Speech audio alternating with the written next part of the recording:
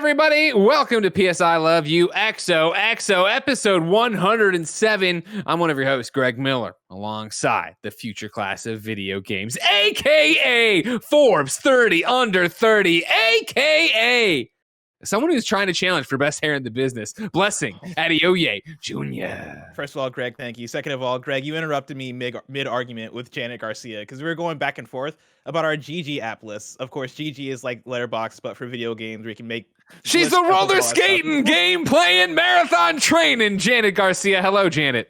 Hello, and I'm ready for people to agree with me, but they may or may not be agreeing with me for toxic reasons, which I'm not sure how I feel about yet. People like being toxic to me on the internet. That's the thing I've learned very quickly, especially today when I said that Horzion Forbidden West is an amazing game. Apparently that's controversial. But all you did was critique it and criticize it in the review.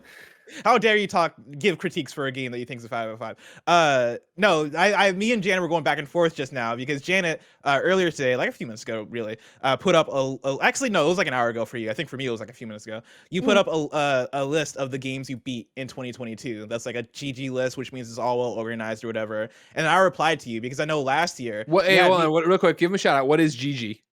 GG is like Letterboxd, but for video games, and so you can go in there. Right? Website. It's an app / website that you can go to, make an account, and like you can track the games that you want to play, games that are in your backlog, games that you are currently playing, games that you've beaten, and you can make a bunch of different playlists. And so for me, I have a playlist. It's like my top favorite games of all time, games that I beat in 2021, and also games that I beat in 2022, which is what I replied to Janet with. Janet posted her list so far of games she's beaten in 2022, which includes things like Horizon Zero Dawn Complete Edition, Nobody Saves the World, Paparazzi, Dying Light 2, and Horizon Forbidden West. Last year, I wanted to give a shout out to Janet because Janet dusted us last year in terms of the amount of games she rolled credits on. Very impressive amount of games. Were a lot of those games an hour to 2 hours long? Probably, sure. But still, shout out to Janet nonetheless. But I replied to Janet saying that I'm not letting you leave me in the dust this year, Janet Garcia. And I posted my list so far, and I'm not even trying to be too competitive. I was just doing it as like a fun thing of like, you're not the first I'm not even trying to be competitive. I'm just starting a show arguing about it. I'm not trying to be competitive unless I win. She came at me reckless. Unless I win. She came at me reckless because when I posted this, I came out here sharing in the community as a member of the community. Just share. I'm like, hey, now was I like kind of braggadocious with it a little bit? But I'm coming off of like 100+ hours of gaming in the last like 16 days, and I have like 10 more to do. So yeah, I posted out my stuff and then you're like, oh, I'm going to come for you, but not really. And people like playing this game with me too. And this is why Isaiah says I'm always yelling on the show, because Isaiah, my boyfriend who lives with me, also is fake competing where he's like, oh, well, I'm not trying to win, but I am like beating like 8 games in this month. And I'm like, I feel like you're coming for the crown, but no one wants to admit it and no one's going to be able to catch me.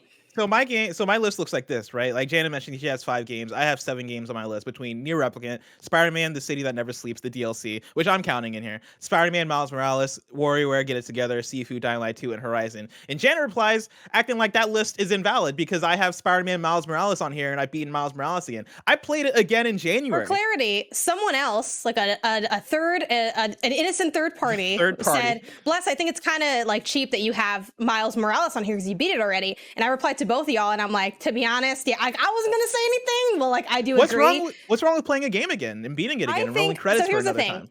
I want to say 2 things because, all jokes aside, I do think if you want to count that on your list, that is fair because that is your list. That's your list. That's how you want to do it. Everyone has, some people will argue that you can't beat, Forza Horizon because credits never roll, even if you finish the Horizon Festival. Like for me, if I do all this stuff there, I would count it as a game I beat. We all have our different ways of tracking that. However, I think it's a little bit cheap to say, oh, I beat more games than you, and then like some of those games are games you already beat. I feel like that's not because Janet's list is purely games she's never rolled credits on before. Am I correct in saying that, Janet? Yes. Okay, Barry, you beat games you've beaten already a billion times in a year, right? You're gonna play Persona 5 for the 7th time I'm not trying to this year. compete with Janet and be like, oh, I'm beating you in how many games that I've like rolled credits with this year. Okay. On my list last year, I didn't. That's my personal choice. Again, if you want to do that, but then you're playing your own game by yourself, which is fine. Like I also do that. Like I'm competing with myself, but. You can't be like, oh, I beat more games than you, and then you're rocking like the DLC from Spider-Man 2. Like DLC. See that, and here's the thing: if you went after the DLC, I'd understand it more, and that's more so the thing of like my own personal list and my own rules. So you admit at least one of these is cheap. 1 to 2 of these are cheap listings.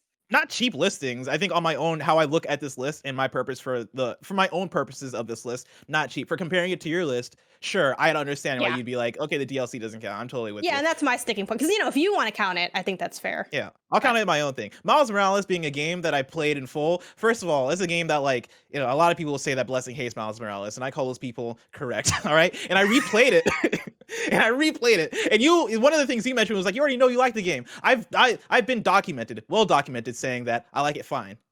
It's not amazing. It's not my favorite Spider-Man game, but I like it fine, right? I'm not here to play games I don't like. But do you like it? You like it, right? So then you do like it. That's what you're admitting here. I do like it, yeah. But like you're acting like I'm over here having a party. I'm not saying it's your Desert Island game, or that you'd give it, a 5 out of 5. Well, actually, I don't know what you'd give it, but like you like it. You like it. It's a known quantity. You know how to play it. You know everything about it. Like, it's fair. I'm glad we got all this out the way because we're going to talk about Horizon for the next As an unbiased third party who has no horse in the race, I love you both. You're both amazing co-hosts with me, and I love working with you. I'm scared.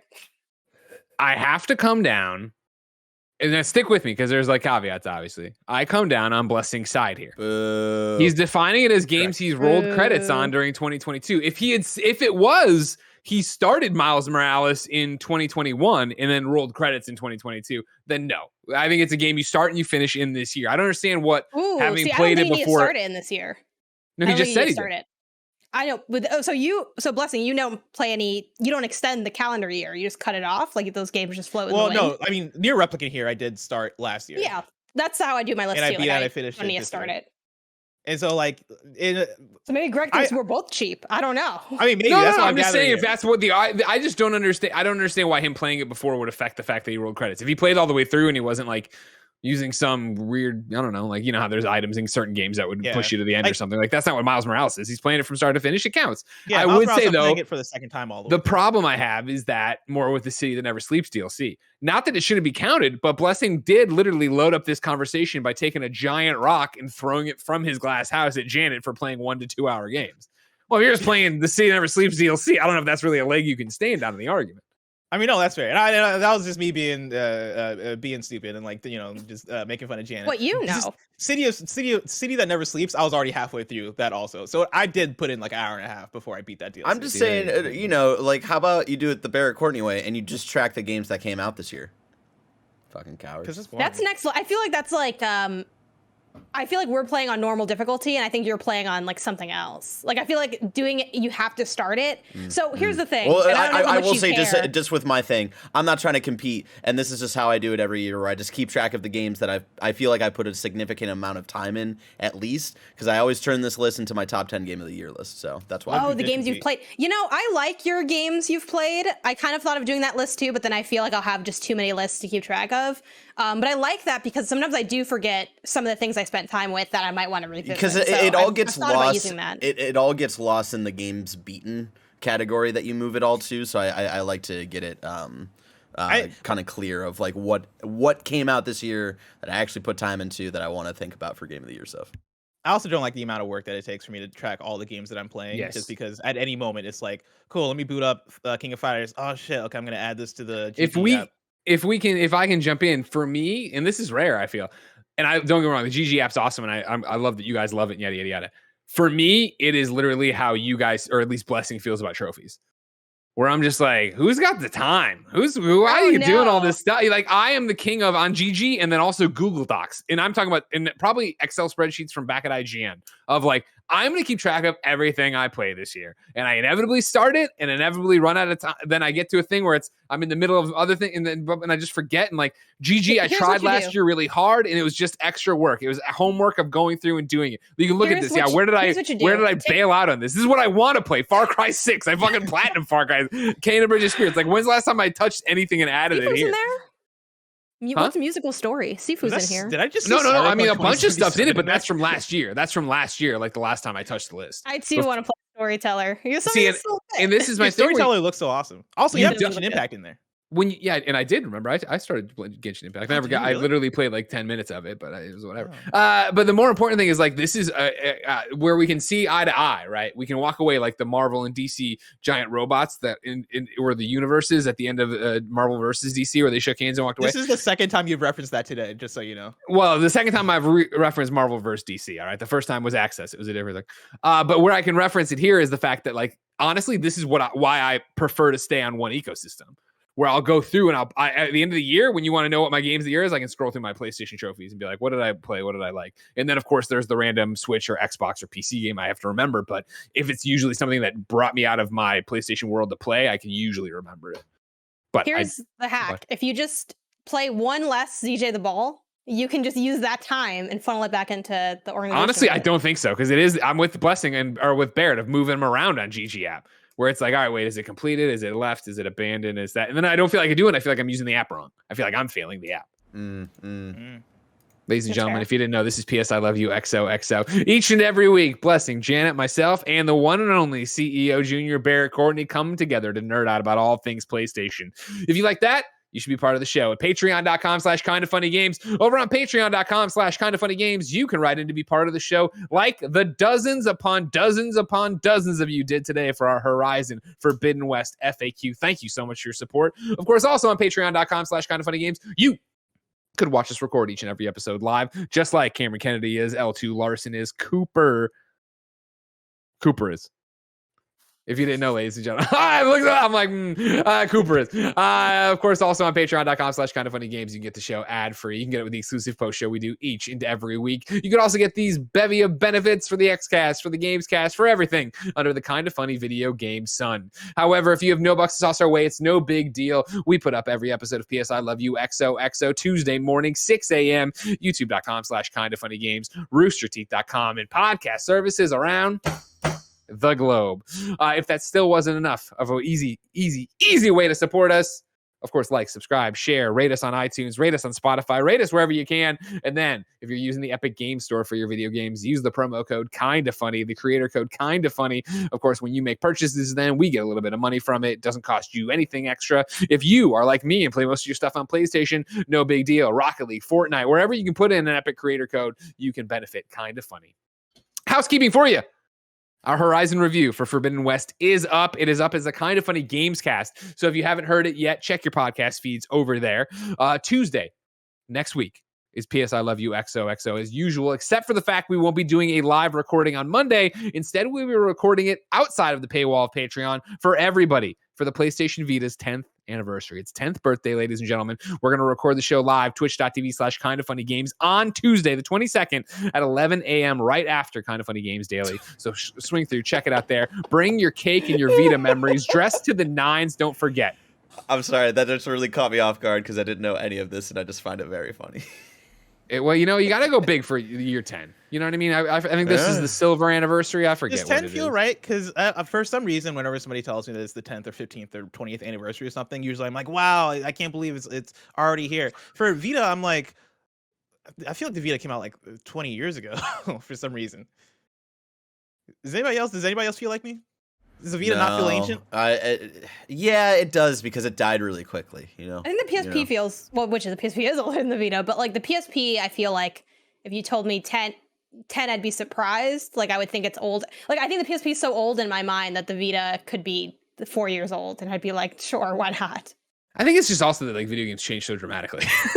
Where we were still trying to keep this handheld race together, and then switched out and just changed the game for everybody, and then it was done. Everybody's like, all right, cool, we're done. Imagine if they came back to the handheld. They're not going to, but like, what if they did? Like, that'd be so cool. I mean, they're out here messing with VR. Like, what if we just brought it old school and have these will be the kind of conversations we talk about next Tuesday. So join us live. If you can't join us live, we'll have it up right away on youtube.com/KindaFunnyGames and podcast services, but it'll be later than usual. So be forewarned about that. And if that wasn't enough for keeping up and doing crazy stuff, February 27th, that's a Sunday, 9 a.m. Pacific, you can catch the next round of the Impies, the third annual Impies. Yes, the awards for Media Molecules Dreams will be up on Media Molecules Twitch and YouTube channels. It will be live, and myself, Janet, and Blessing, your host for PS I Love You XOXO, got to be the judges for Creation of the Year. So you need to come see what wins Sunday, February 27th, 9 a.m. Pacific, Media Molecules, Twitch, and YouTube. We'll host it on the Kinda Funny Games one, but Media Molecules where you want to be.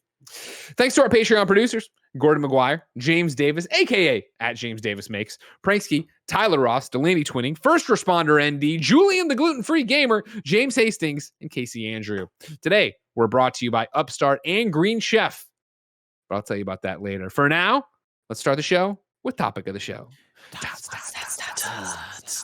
Like we said at the top of the show, the review for Horizon Forbidden West is live on the Kinda Funny Gamescast channel. So youtube.com/KindaFunnyGames, podcast services around the globe. It's us, all three of us, and Barrett too. He's in there doing the same producing role alongside Paris from the XCast, and of course Andy from whatever the fuck it is Andy does here. I don't know. You know what I mean? I think he just streams on his own channel. I don't know if he works. Fuck, how did he get that? How did he get that gig? I don't even know. Now nice. From the Gamescast, Andy Cortez. It is a detailed review where we go through, talk about it, criticize it a lot too, because of course we think it's a great, amazing game, but not perfect. However, in that one and last week, I told you go ahead and read the reviews. Of course, we're recording this on February 14th. Happy Valentine's Day, but more importantly, happy Horizon Forbidden West review embargo day. So of course, reviews are everywhere. Everything's been popping off. This morning, it was a Metacritic of an 89. I haven't checked in this afternoon, still sitting there at an 89 for Horizon Forbidden West. And so I told you, Kinda Funny best friends, to go to patreon.com/KindaFunnyGames. Give us your questions so we could just spend an afternoon here talking about Horizon Forbidden West. If you watch if you watch the review, you know it was spoiler free. That will be the same here. Obviously, we're giving you information, but we won't be going into story things, character beats, stuff like that. We will be doing a spoiler cast.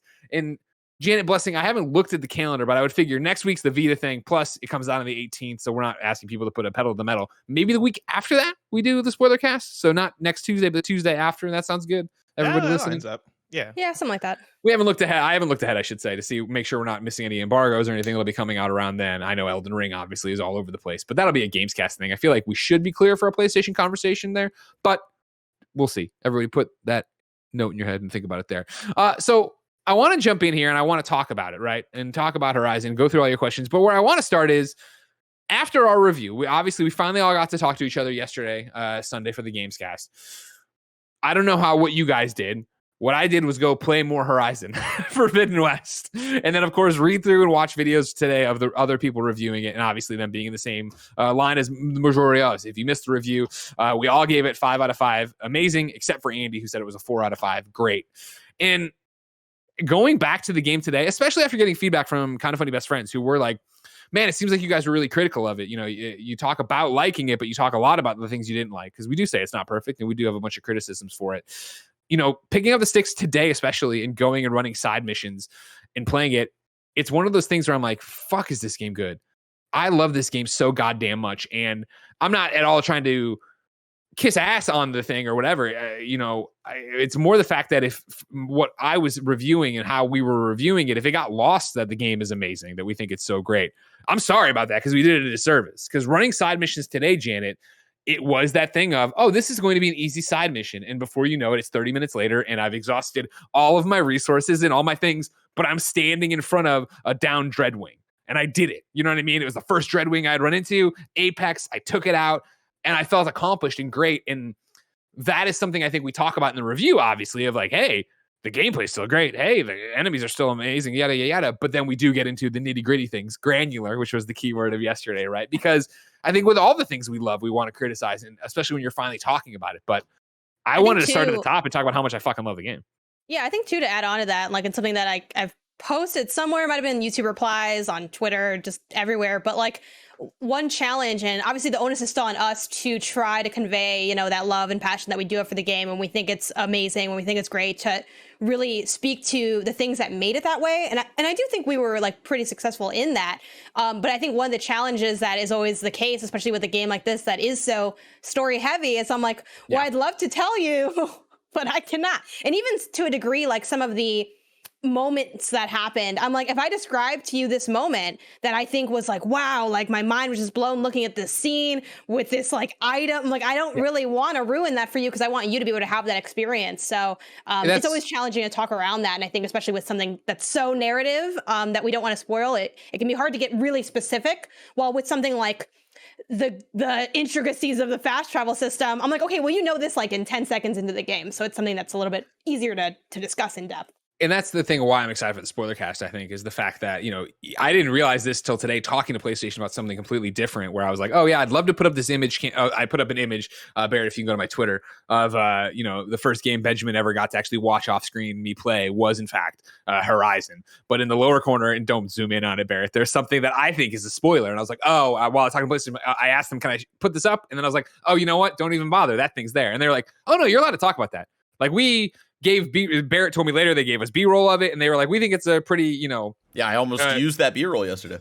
They're like, we think it's a pretty, you know, important part of the thing. And I was like, oh, that's interesting. For me in my review, I think it's a spoiler because that moment was so great. And so you can show it, Barrett. If you don't want to know anything about it, don't zoom in on. Yeah, that's the one. Don't zoom out of the very, very lower corner there. And even then, you wouldn't know exactly what it's talking about because it's just an icon. But I was like, oh, that's something I would never want to talk about. I would never want to say because for me, when that moment comes around in game, I was like, oh, here we fucking go. I saw somebody on Twitter actually tweet out a picture of that moment you're talking about, and I was like, oh, interesting. Like I didn't think of that as something that I would want to talk about either, because I saw it as the same thing of when you're talking about this game and you're talking about moments. I think that is one thing that shines. That is something we can't necessarily talk about in reviews because we don't want to spoil anything for you, right? Like we don't want to talk about the things that made us pop or the things that made us the things that blew us away in the story. And I think that's one of the cool things about this game is that this game both has like story moments that made me go, oh my god, I didn't see that coming. Some story moments that made me go, okay, I don't know how I feel about that, but like both in the good and bad way in terms of like, I think they went for it in terms of story, and like in some places I think they really did succeed, and in some places I wish they could do better, and we'll talk about that stuff in the spoilers. But then also I think there are mechanical surprises and like, you know, world surprises where it is me coming across a settlement and me going, oh snap, like this is a really cool settlement. I can't wait for people to get here to experience what this is. But then also things like certain machines that you come across and like, you know, stuff that has to do more with the experience of exploring the open world and discovery that I think really does make the game as good as it is. Yeah, it's one of the things, you know, Paris talked about in the review, right? Is that for him, the star is the sandbox. And I think it actually plays into the first question I want to bring out for our Horizon FAQ here. Andy Reynolds writes in to the one, the only, patreon.com/KindaFunnyGames and says, listening to the game's cast review and several other outlets, it's fairly obvious that Horizon Forbidden West is a great game, but is massive. Do you think that your opinion would change if you didn't have to rush through it? Dropping the difficulty and mainlining the story makes it sound like you wanted to beat it more than you wanted to play it. This is nothing against the review, but just feels like these big games dropping with not enough time for you to enjoy them. It's hard to gauge how a normal player like myself would feel. Again, this isn't just Gamescast, but several other outlets too. Andy Reynolds. So I'm somebody who I started the game pretty early because I anticipated Elden Ring could come in at any moment. And you know, for the record, I can say this: I don't have Elden Ring yet. Still anticipating that moment. Still anticipating Elden Ring, but like I beat Horizon like legitimately a week ago, like maybe a week and a day ago, honestly. But I started early so that I could have the time to take my time. And I'm somebody who I played the whole game on normal. You know, did not feel the need to like change my difficulty or whatever because I felt like I was going at a good pace.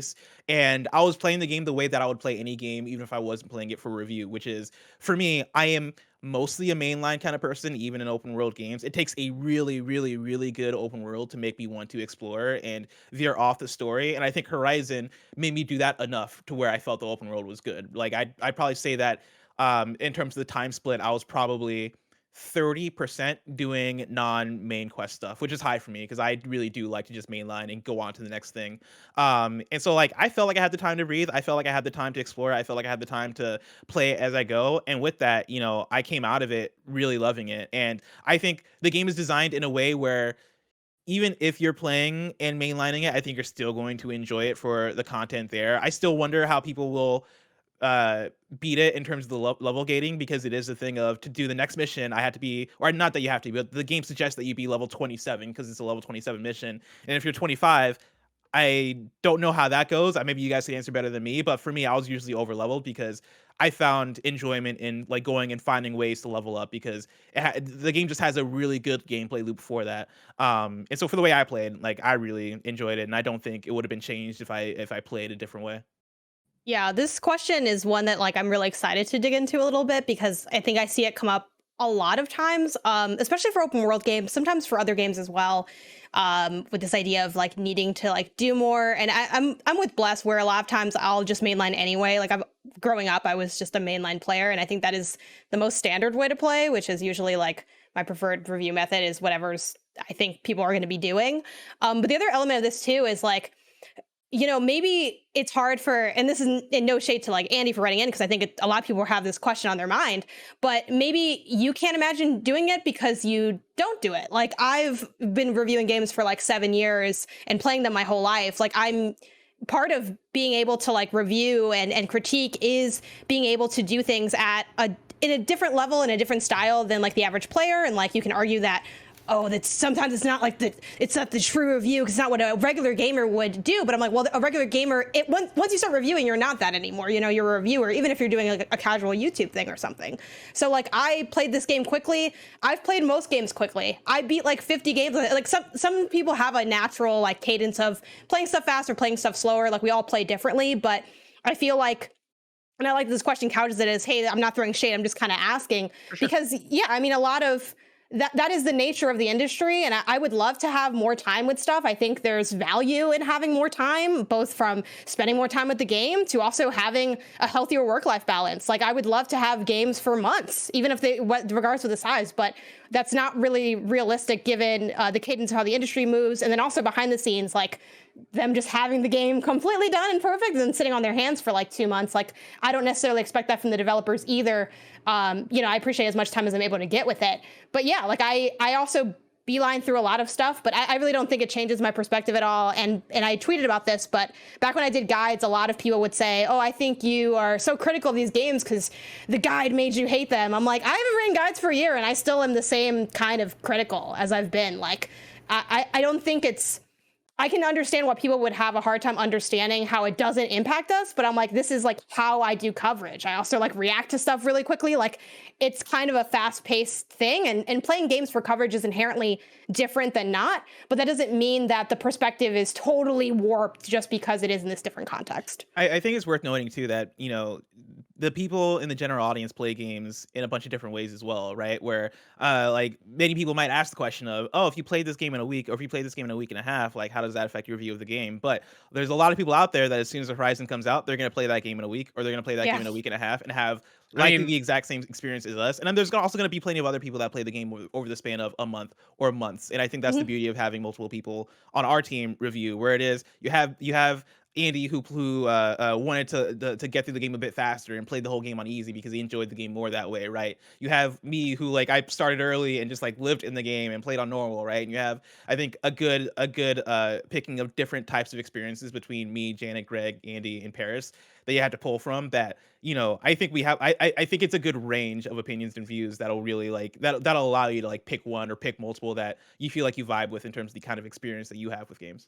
And I think that's the whole point we've talked about before, right? Where, you know, for me doing this for so long, you know how I feel about open world games, that I fucking adore them and love them and would play them in a perfect world, would play them a very specific way. But whenever you hear me review open world game, whether it's Dying Light 2, whether in like reach backwards, right? Where I guess really Odyssey, I guess, like you're talking about me playing an open world game and fighting my urge to play it as an open world game. Like there's a reason I haven't beat Valhalla. It's because I play Valhalla like I play an open world game, which is like, okay, cool. I just want to go fucking do this today and do that today. And I don't care. Maybe I'll get to the story. Maybe I won't. And it's not an issue for me to go play that way.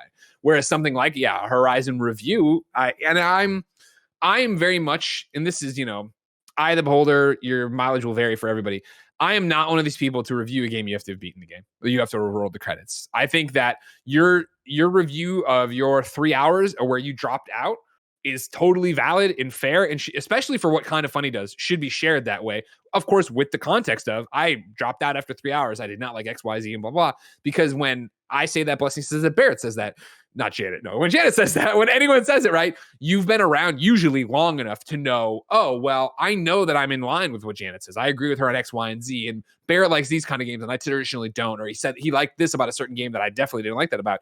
You were able to piece your opinion together and do that. And so I think what's been fascinating with this one is I think it's the fact that we were critical of it, of a game we obviously love and said that, but it's also the fact that it was the debut of the review scale. And so it was a game where we're talking about a 5-point scale and we gave it the highest possible score and then did sit there and be like, well, this ain't great and Underwater ain't great. And yet people are like, but you gave it a 5. And it's like, well, yeah, but you're hung up on the number. We're hung up on the word. The game is amazing. And I think that, this is still very much kind of reviews. I know, right? People will never think there's always going to be people that are going to think it's not the right alignment. Like that's just how it is. But, I mean, to your point, hopefully like the content actually comes through of what we're talking about, because that's all that really matters anyway. I think if I say a game is amazing and I'm describing something and you're like, I hate how this sounds, it's not something I want to spend my time in, that's also a value. Like I don't think any of us are out here necessarily trying to convince every single person listening that this is something that you specifically need to play. It's something that we recommend that we think should be played, whether or not it's for you. Like I don't know who's listening out there, and you have to kind of take in those considerations to yourself. And that's kind of the whole point of the conversation, why it's not just a tweet of a number. And I think it's also the nature of us having a conversation as opposed to it being a written review, where like when I wrote my TikTok review, right, it's like it's a minute long script, and I have all of my like critiques pretty much in the bottom paragraph of like, hey, by the way, 1, 2, and 3 and 4 thing are like, bugs, open world jank, and some of the characters and story moments didn't sit well with me. Like it was pretty quick because those did pale in comparison to the things I did love about the game. But when you're having a conversation, like this happened with our Sifu review too, where I think the first sentence I said was, this is a game of the year contender. And then the first 60% of the review is us like getting into it, talking about critiques, talking about things the game could have done better. And I think that's the nature of conversation, but then also that's just the nature of different viewpoints and like how when we're actually talking about a thing, we get to get deeper into it, especially for Horizon Forbidden West, which is a sequel to a game that you know, right? Like we've already praised all the things about Horizon Zero Dawn, and guess what? Horizon Forbidden West does a lot of those same things well. And so like it's hard to really say, oh yeah, Horizon Forbidden West has a beautiful open world. Horizon Forbidden West has great characters, and Aloy and Silence and others. Like Horizon Forbidden West, has cool combat where you can fight robots and bows and arrows. It's like you. And I also think, to a point, that, as you're saying, is a known quantity because of the games that became before it, but also watching it in practice and seeing what they had done, right? I think it was the more questions of how does fast travel work? You know what I mean? Like what does underwater work stuff feel like? I think that was those are the unknowns of Horizon in so many different ways that we were allowed to talk about. Again, I think the story has a lot of twists, a lot of turns, and a lot of really, somebody wrote in, and then let me see if I can do it real quick, that I think they're pulling mainly from Andy, but talking about how, here it is. Anakin, JMT said, one thing I noted in your review is how the story didn't seem to really grab people, especially Andy. Do you think this is in part because the story of Zero Dawn was learning about the lore of what happened to humanity, learning where you were, when you were, learning something Blessings talked about, right? We had so much mystery there, right? Whereas Forbidden West doesn't have those giant questions. Or is it just the story isn't a particularly gripping one? I love the story of this game. Like, I think that there are parts of it, I think the ending is way too abrupt of just like, well, this is also a problem. You're like, oh, fuck, that's weird. But the whole ride of it and doing it and what Aloy's up to in the game, I think is awesome. I was grabbed by the story. I personally think this is a better story than Horizon Zero Dawn, in the way that Horizon Zero Dawn is all about, we talk about journey versus destination a lot when we talk about video games. Horizon Zero Dawn's story was interesting because it was asking questions, then answering them right away, and building to the big reveal answer of the drum roll. You're in America. This is what happened. This is Elizabeth Sobek, right? This is where it all went wrong. Yada yada yada. Getting to having that one mission that was like, let's listen to 19 audio logs as we walk around this place and really understand what's happening. I think Horizon Forbidden West is a much more beat by beat. This is what's happening. This is what this character needs from you. This is where you, and like, I like this storytelling better. I think it's funny doing the, re-review of Zero Dawn. It was this whole thing of I had to go watch a bunch of different things and understand where we were. And I was like, all right, I remember Zero Dawn. Blah, blah, blah. I think that in 5 years, 7 years, whatever, you're going to ask me about Forbidden West story. And I'm going to be much easier to be like, oh, well, this is what was happening. And this is why she did this. And this is where we were going with it. Yeah, I think you see the ramifications of Zero Dawn's story in Forbidden West, and like I think it's way more interesting in Forbidden West. I also would say Forbidden West story is better than Horizon Zero Dawn story.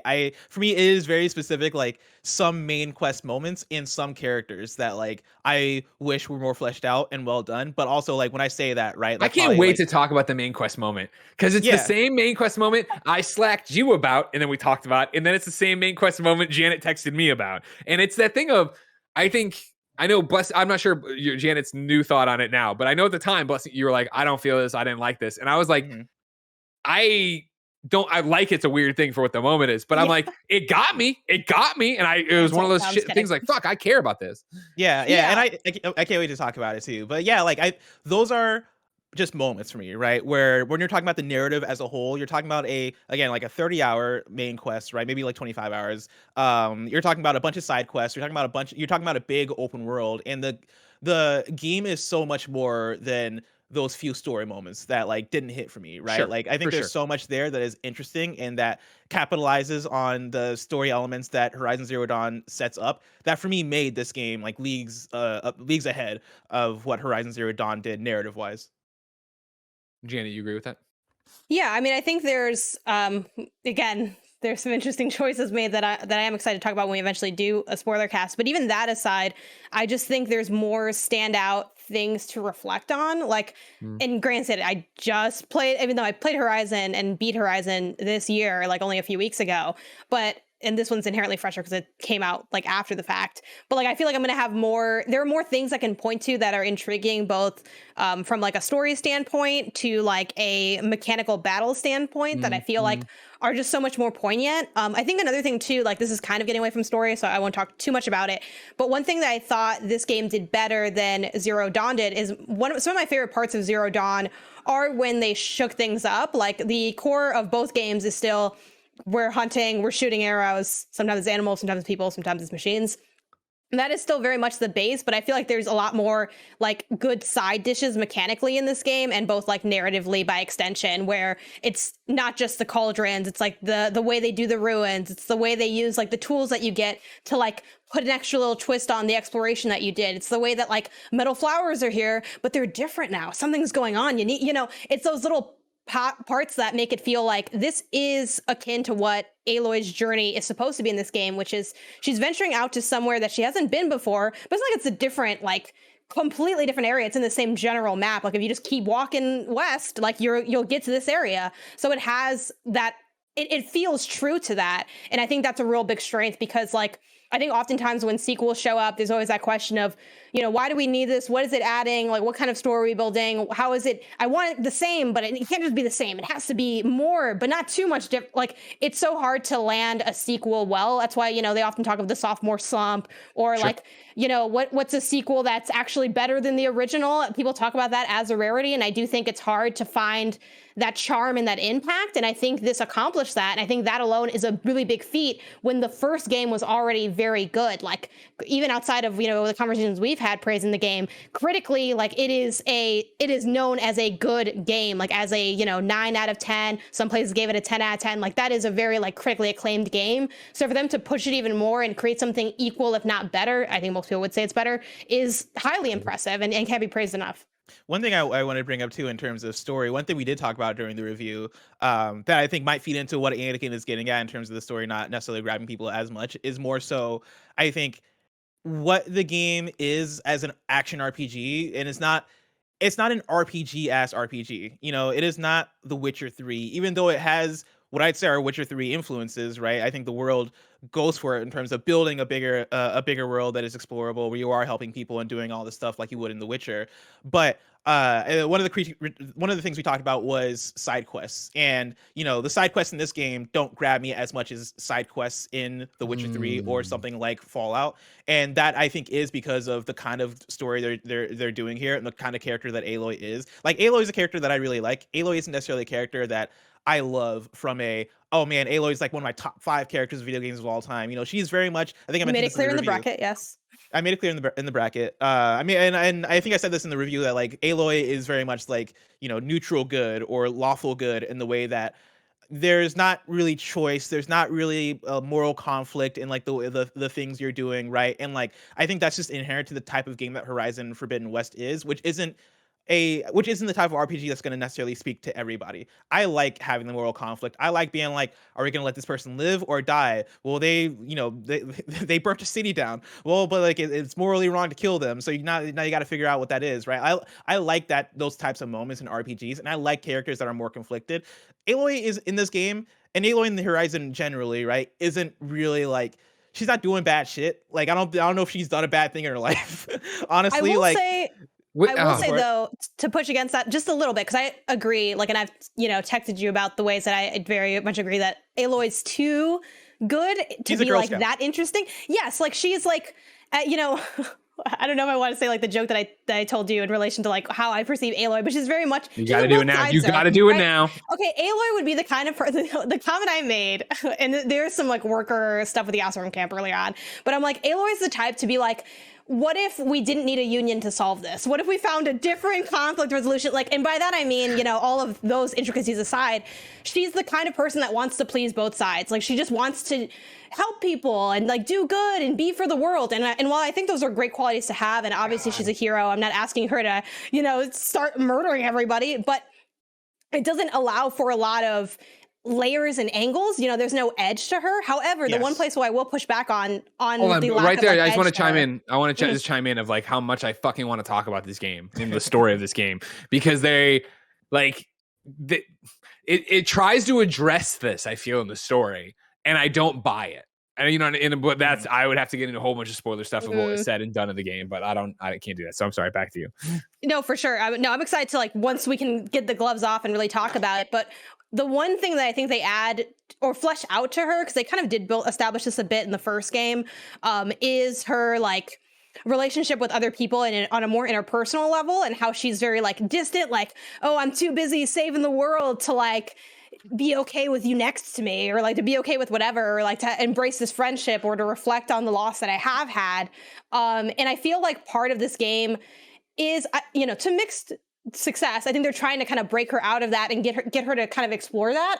I do think that I would have liked to see more moments of reflection and pain and humanity from her in that regard. But I think this did start to open up and that's why like a lot of this isn't the trailer footage, and it's kind of implied by the way that last game ends. Like, there are more like of a main cast around her, while the first game was very much like, this is Aloy, and like, sure, you had Silence, but like Silence was kind of mystery Bluetooth friend for a long time anyway, so he was sort of in the background. There's a little bit more going on with like the major players that you see here, that sort of is also representative of her slowly kind of allowing this to not just be her saving the world, and what other ways can like we flesh that out, like in terms of how the quests are structured, or in terms of like the dialogue between the characters. Again, she doesn't fully end up really, I feel like she doesn't open up fully, but she does have a little bit of that happening and of that growth, and I think that adds some dynamics to her. Maybe not enough, but a little bit. They for sure, I think, try a little bit to give her more interesting things to work with, to like give her character more angles to work off of, and like, figure out what. But I wish they'd commit to it more. Yes. I just don't feel like they commit to it more. And like in the chat, Dragon Blast 8798 goes, Aloy is like Superman. And what I would say is, Aloy is like the Superman everyone loves to hate. Not the Superman I know where the Kents and did this and that's Clark's backbone and yada yada yada. Aloy very much is, I'm doing good because it's good to do good.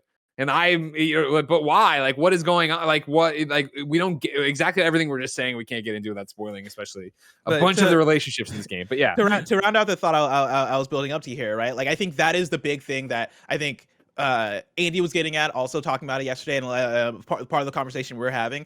And early on, once I just accepted that to be the case, once I just accepted that, all right, this Aloy is not an Aloy that I have agency over in terms of making choices and decisions in the narrative, right? Aloy is fully Guerrilla Games character, and a character that they're telling me her story. I'm gonna let myself sit back and enjoy it. And once I let that happen, I really do think the side quests are very solid, like especially in terms of awesome. Game design, in terms of like to play, right, and like the characters they introduce, and the like the quality of the cinematics. Like, these are great side quests and great main quests too, right? But I think if I guess preferentially, if that's a word that I didn't make up, I understand why somebody would come. It sounds real, right? Real enough. We made it. It works. I understand why somebody would come into this and go, oh man, but like this isn't The Witcher or the Fallout, and that's basically because it isn't, right? And I think Janet, that what is do you something got? that I prefer to. I think, and this is also, this is like bringing back like old beefs, but that was my beef with like, because I feel like you were fighting for Spider-Man in the character bracket. I have the same kind of issues with Spider-Man where, and granted, I know people are going to say, that's how Spider-Man is, though it's based on the, like, I get that. I get, like, it's an established character, so they're not going to, though also, again, to push back on that, like, we've seen many iterations of Batman that are varying degrees of interesting, so I don't think having an established character means that you can't give your own more interesting take on the character. That's kind of my beef with Spider-Man. Are you saying we don't have varying depictions of Spider-Man that aren't interesting? It's not that Spider-Man as a character, he's, like Spider Cop, like, yeah, like he's very like, I'm trying to do good and I'm naive. That's kind of his character though, and I get that. So I kind of want to put Spider-Man in a bucket because he's such an established IP that's a bit of a different bag. But that's sort of my beef with him in terms of being a character and why I wasn't a big fan of him for the bracket. Because I'm like, well, he doesn't have that edge to him. And funny enough though, I will say that I don't think you need. He's funny. He has jokes. Yeah, like he has a different person. I'll give you that. Like he has more personality, but he doesn't have edge, and you don't need one or the other. You can have a combination. I do think, though, I want to make it clear that I don't think you need to add decisions to make Aloy interesting, because I didn't make any choices in The Last of Us, and I thought all those characters in both 1 and 2 were interesting. Yeah, and you need to add conflict, right? We need to see Aloy grind up against. Can't handle the conflict, which we saw with Last of Us 2, and why people push back on the narrative. But it was saying something. It was doing something. It was spicy. Like, it was interesting. It's the same reason why people praise God of War 2018 over the old school ones, because in the old school ones, Kratos is a mad guy who kills people and has sex for orbs. Like, that's what I knew of Kratos. And I still had a good time with those games because it was fun ripping people's heads off in that era. But like seeing him in 2018, it's like, oh, there's so much more here. And like, anyway, we gotta stop. Yeah, we gotta stop, because just put a whole pin in it for the spoiler cast, because like they give these things in story beats in this game that is exactly what you're talking about. There should be a conflict. We should see Aloy struggle with this information, and you don't get that. And so again, that's, I guess, to what you're talking about, Blessing. Mm-hmm. That's our problem with the character of Aloy. Also, whereas the story she's involved in, I think, is great. Yes. And I think is in the side quest stories, like to the original question, the one we've gotten through here on the FAQ, right? Of like, do you think that your opinion would change if you didn't have to rush through it? I think my opinion of the game would only get higher. I'm going to Platinum Horizon Forbidden West. I'm going to put another 20 hours into Horizon Forbidden West, if not more. And just today, in like the, I don't know, 3 or 4 side missions I've done in between shows or whatever, it's like, oh my God, this is so clever. Oh my God, this is great. Oh my God, what a great moment that this other character is having with me in this thing we're going on to, right? And how unexpected it is. And it's back to what Paris was talking about of like cinematography and the way they put these things together and the way they evolve. It is unexpected on both, I think, sometimes the story level, and I don't want to get into the one that I'm talking about, but then also the stuff of like the battles I'm getting into and how much fun it is to just fight these machines and then have new mix-ups of the machines to go after. I digress. That's why, again, like, it's an amazing game. And I think again, for people who play games for a living and critique games, you can say that. And, I rushed through it to get to the end to make sure I rolled credits and stuff. And I could have sat there and I could have done it the way I want to and not have beaten this until, June. and it would have been, that's a valid review, but that's not what I wanted to give. I wanted to know where the story was going because I think it's such a narrative game. But can I bring in a question? Please do. I like this question from Robert that I kind of want to talk about. Hey, PS Love You crew. Hope you're doing well. How do the different weapons feel in Horizon Forbidden West? Are they all useful and distinct from one another? Is using a bow and arrow with the DualSense controller everything PlayStation said it would be? I wanted to bring this up because this is one of my favorite parts of the game that I was not expecting to be one of my favorite parts of the game. Because like the combat in Horizon Zero Dawn, I probably said it like a billion times on content within the last 2 years of me being a kind of funny, but like Horizon Zero Dawn's combat never clicked with me. Like I always appreciated it conceptually. I always thought it was a good idea, and I never understood why playing with a bow and arrow and fighting against machine robots just never felt all the way fun. And like I think part of it for me was like I didn't like doing the chip damage. I didn't like how long it took me for me to take down robots. That's never really how I felt like a bow and arrow should be used, I guess, because like I'm so used to playing Hanzo on Overwatch where it is I'm getting a headshot and I'm headshotting people one after the other, right? Or I'm playing pretty much any other game with a bow and arrow and I'm getting a headshot and they're going down. That never felt right, I guess, with like how much damage I felt like I had to put into a machine.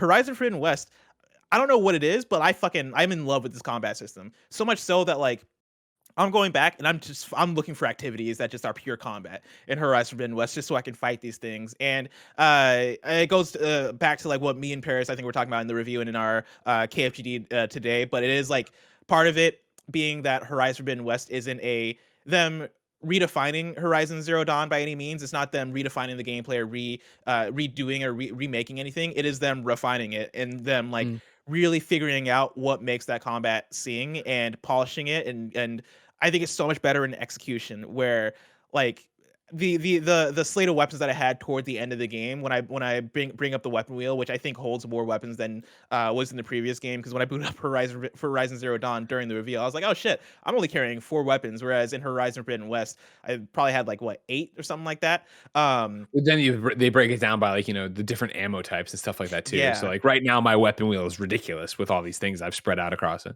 Yeah, and it's so awesome because I have like my regular bow and arrow. I have another bow and arrow that like is lightning focused. I have like the slingshot that has like adhesive to it, right? And then also some other elements to it as well. And coming into any combat sequence for me in this game feels so different from any other one, where I'll come in, see whatever makeup of machines, scan it, hit the menu button to bring up like a menu that'll like a pause menu essentially that'll give you the whole breakdown of a machine. And I'm like, okay, this guy's weak to purge water and fire, but is strong against poison and another thing.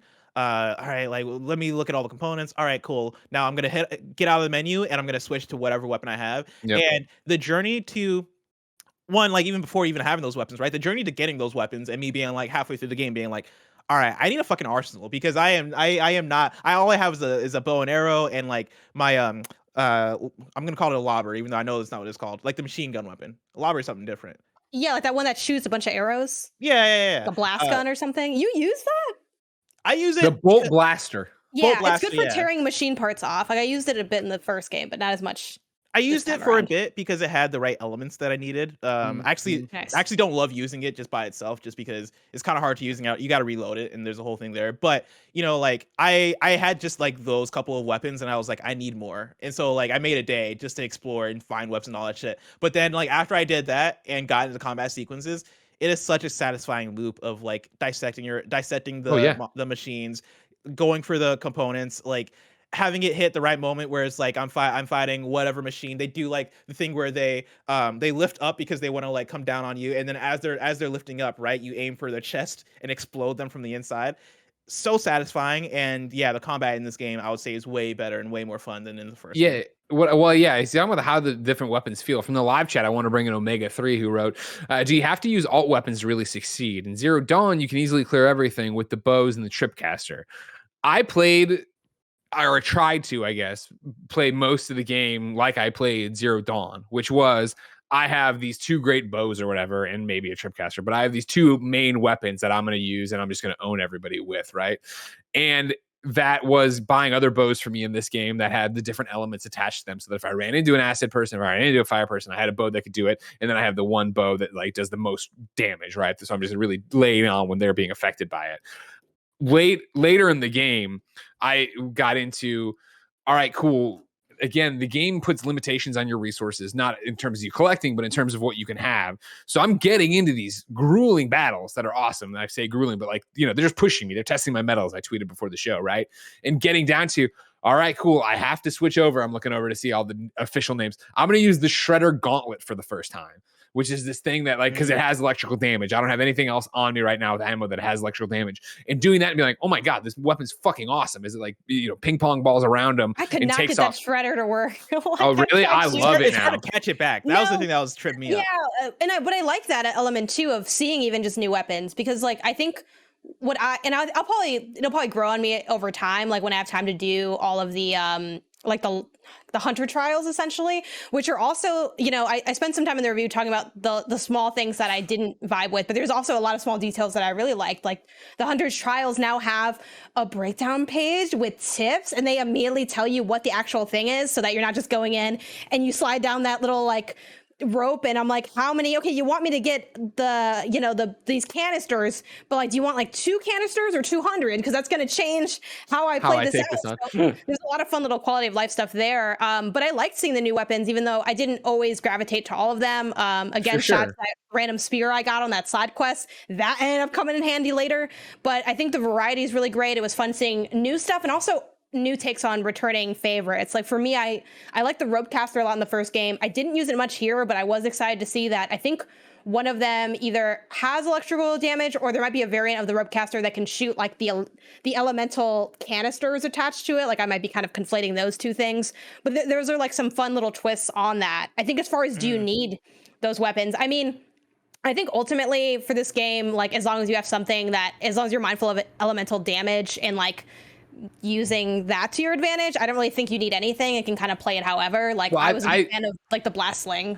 That was my thing. That's the thing where I was driving at is like, do you have to use the all weapons? I think you do to really succeed. And I think if you really wanted to, you only like bows, I guess you could go and build out an arsenal of only having bows or whatever. But for me, it was getting down to these moments to be like, fuck, all right, cool, I'll start using the blast sling and be like, holy shit, I like this blast sling. And then that sparking me to go back to the crafting table, figure out if I could upgrade it. Okay, I can't go off, and now hunt down what I need to make the blast sling better. I think I wouldn't say all the weapons, because clearly there's weapons I'm not using, but all the weapons I really end up using, or the weapons I've been put into corners to use, I've enjoyed, and I've wanted to add them to my arsenal. And I've wanted to sit there and be like, you know what, I want to go make a good one. I think the weapons feel great in the game. Yeah, I think that's my thing. Is there wasn't one weapon that I thought felt bad. The one thing I didn't use much was the tripcaster, but I think that's more of a me thing than the game thing, right? I think I'm just not that type of player to like be patient. I also just didn't use traps in the game, and like it's funny. I was messaging, I think it was Skill Up. I was messaging Skill Up about the game, and he was like, "Dude, like, how did you do the trapping skill tree at all?" And I was like, "No, I did not put 1 point because I did not trap in the game." And he was like, "Dude, it'll change your life. Like, it is almost like a cheat code the way that trapping works." And I was like, "Oh shit, maybe I'll do it." But like for the most part, I liked every weapon, and I don't think it's a thing of like I need to use every weapon. It's more so of a thing of like I get to use every weapon because I have like this big weapon tree, right? Like the whatchamacallit, the circle weapon thing that you choose from, right? I have weapon wheel. Weapon wheel, thank you. I was like, what the fuck is it called? I had the weapon wheel that's filled with all these different weapons that I have, and bouncing back and forth from these different things and having all the resources I need to craft the ammo that I need, for me was super satisfying because it made me feel like I was this like, I guess, the hunter, right? Like I have all this different shit in my arsenal that I can just bust out at any moment. I think too, super fast. Shout out to like because it's a lot of swapping and changing up the slots because there still are not loadouts, but I love how they actually let you sort through like type as well. Like you can sort through like rarity or whatever, but you can also sort through type, which is like really key for me because I usually have like 1 to 2 bows in my arsenal. I like to have one bow that is heavier on damage, and then one or two bows that have some level of elemental damage. Ideally, I have in my weapon wheel, I like to have at least like one form of each element represented through the weapons, whether they're, I prefer like this blast sling, I always forget the names, or like the arrows if I can, just because they're easier to like land for me and I think they're more effective in my style, but I'll kind of like do whatever. And you can really break it down in that way, and it's so easy to like look at everything you have, especially as you start to get a lot, because a lot of Horizon 1, I guess like maybe the UI was dated. I played it, this year.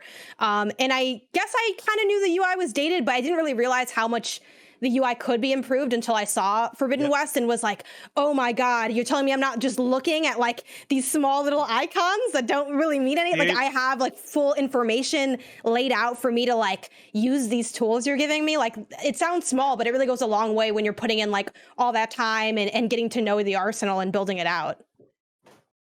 Yeah, when I booted up Horizon Zero Dawn during the review yesterday to like figure out if we could fast travel through the campfires or whatever, like that was the first thing I noticed. I noticed the UI and I was like, ugh. I did not like it's funny because it didn't look bad at the time at all. But like when the updated Horizon Forbidden West UI, I think is just so good and way more sleek. That was the thing I was joking about in the re-review, right? Where I went back to it. I was like, oof, I forgot about this thing. And I hope this is one of the things they go through, right? And change. We're talking about skill trees. I want to bring in Daisy, who wrote into patreon.com/KindaFunny Games and said, Happy Valentine's Day. What do you wish you knew about Horizon Forbidden West and its mechanics before starting the game? And then a question I've seen go through the live chat a couple different times, I think ties in and where I'll take it. I'll go with Takibi, who says, can you eventually fill out the skill tree like in Zero Dawn, or do you have to stick to a skill tree? The skill points you're getting are, of course, yes, based on leveling up, but also doing side quests. So I haven't done it, but I can't imagine you're going to not be able to fill it all out. Obviously, there's a trophy for leveling up to 50, and then there's just my quest log is jam-packed with things to do right now that'll give me skill points. So I assume you can fill out all the different skill trees the way you'd want to. I've already filled out all of the Hunter one to its entirety, and a couple of the other ones have at least partial points. Like every skill tree I have has at least 1 point in it, if not more. Most of them have like at least 5. And then I was like, okay, I'm going to really start to specialize in the Hunter one because that's the thing I'm always doing. And I filled that one out in its entirety. And for to be honest, I really only, because some of them I knew I wasn't really going to use. Like there were some things I was super excited about, like when they brought back, super light mechanicals, but they brought back the you can load 3 arrows at a time, and I'm like, that was one of my favorite things in the first game, and I'm like, so I'm just gonna stick with that. Like there were a few that I knew I was gonna use, but I just want it all filled out so it can be like nice looking. Just what I was doing is like, if you can throw it back up, Bear, because you have such great B-roll here. When I'm going through the skill tree, these are the the Valor moves we talked about in the review, the special things, that circular one in the center there. I would go through on many of the skills, not many, I guess 3 or 4 of them here.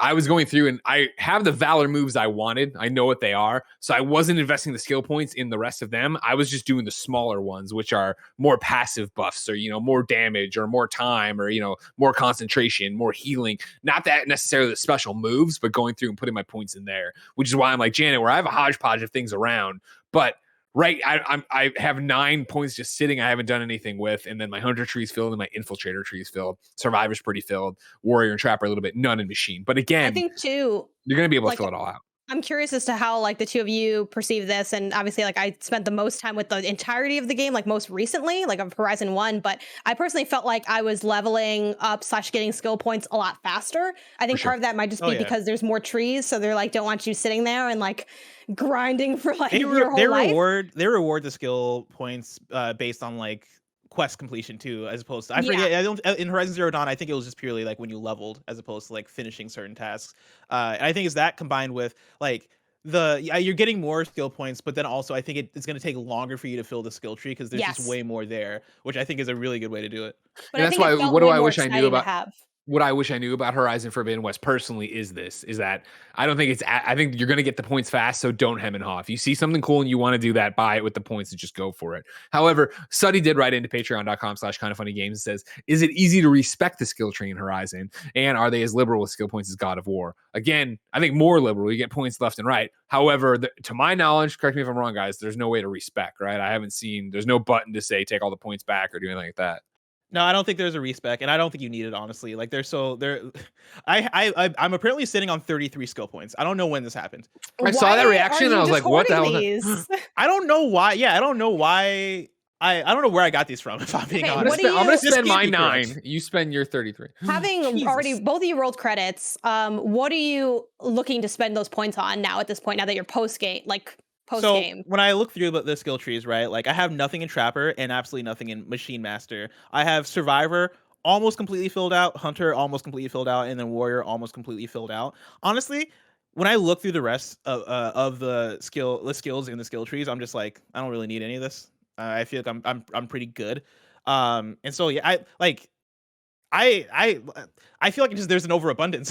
Honestly, like I do wish you got your playstyle now.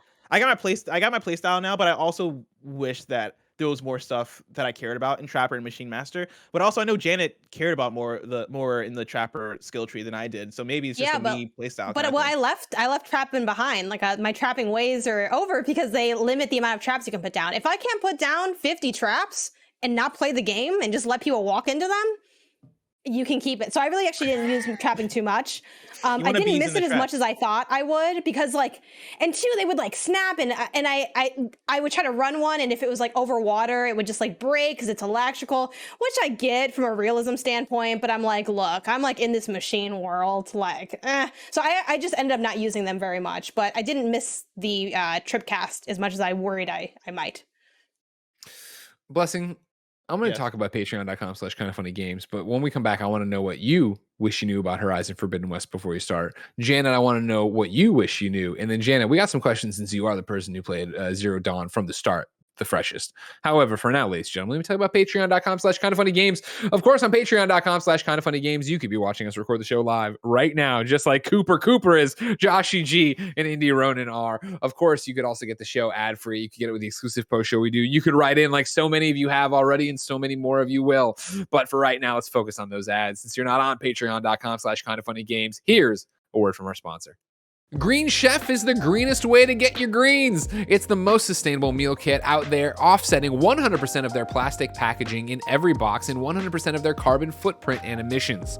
Their pre-portioned ingredients mean you reduce your food waste by at least 25% compared to boring old grocery shopping. Green Chef is the #1 meal kit for eating well, with options for every lifestyle like keto and paleo, vegan, vegetarian, fast and fit, Mediterranean, and gluten-free. I'm Greg Miller, and I use Green Chef. They just sent me a box the other day. We had these Greek pitas. They were delicious. You cut them in half, then you put all the delicious stuff in there. Came in a brown bag. You open up the brown bag, take out all these other brown bags, then you recycle it all, then you eat this delicious food. It's great. Why wouldn't you do this? Go to greenchef.com/kindoffunny130 and use the code kindoffunny130 to get $130 off plus free shipping.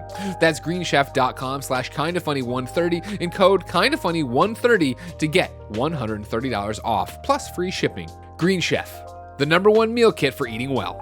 Think of all the things you could do and all the places you could go if you didn't have high interest loans or credit card debt. Upstart helps make those dreams a reality by helping you pay off your existing debt quickly with a personal loan. Upstart is the fast and easy way to pay off your debt with a personal loan, all online. Whether you're paying off credit cards, consolidating high interest debt, or funding personal expenses, over 500,000 people have used Upstart to get one fixed monthly payment. Upstart knows you're more than just your credit score and is expanding access to affordable credit. Unlike other lenders, Upstart considers your income and current employment to find you a smarter rate for your loan. With a 5-minute rate check, you can see your rate upfront for your loans between $1,000 and $50,000 and receive your funds as fast as 1 business day after accepting your loan. Find out how Upstart can lower your monthly payments today when you go to upstart.com/kindafunny. That's upstart.com/kindafunny. Don't forget to use our URL to let them know we sent you. Loan amounts will be determined based on your credit, income, and certain other information provided in your loan application. Go to upstart.com/kindafunny. Blessing Adeoye Jr., the man who did the official Kinda Funny review for this year, Horizon Forbidden West on TikTok. What do you wish you knew when you started the game? It's a good question because there's not much that comes to mind, because I think if you played through Horizon Zero Dawn, you're pretty set to understand what you need to know going into Horizon Forbidden West. You know, like there are things I wish I knew going into Horizon Zero Dawn, honestly, that like helped immensely going into Forbidden West. Like loot everything, pretty much. You know, like if you see sticks outside, pick up the sticks. Like pick up every chest. Like pick up everything, because you're gonna need resources to create arrows and create health. And so like knowing that already going in was super helpful. I guess like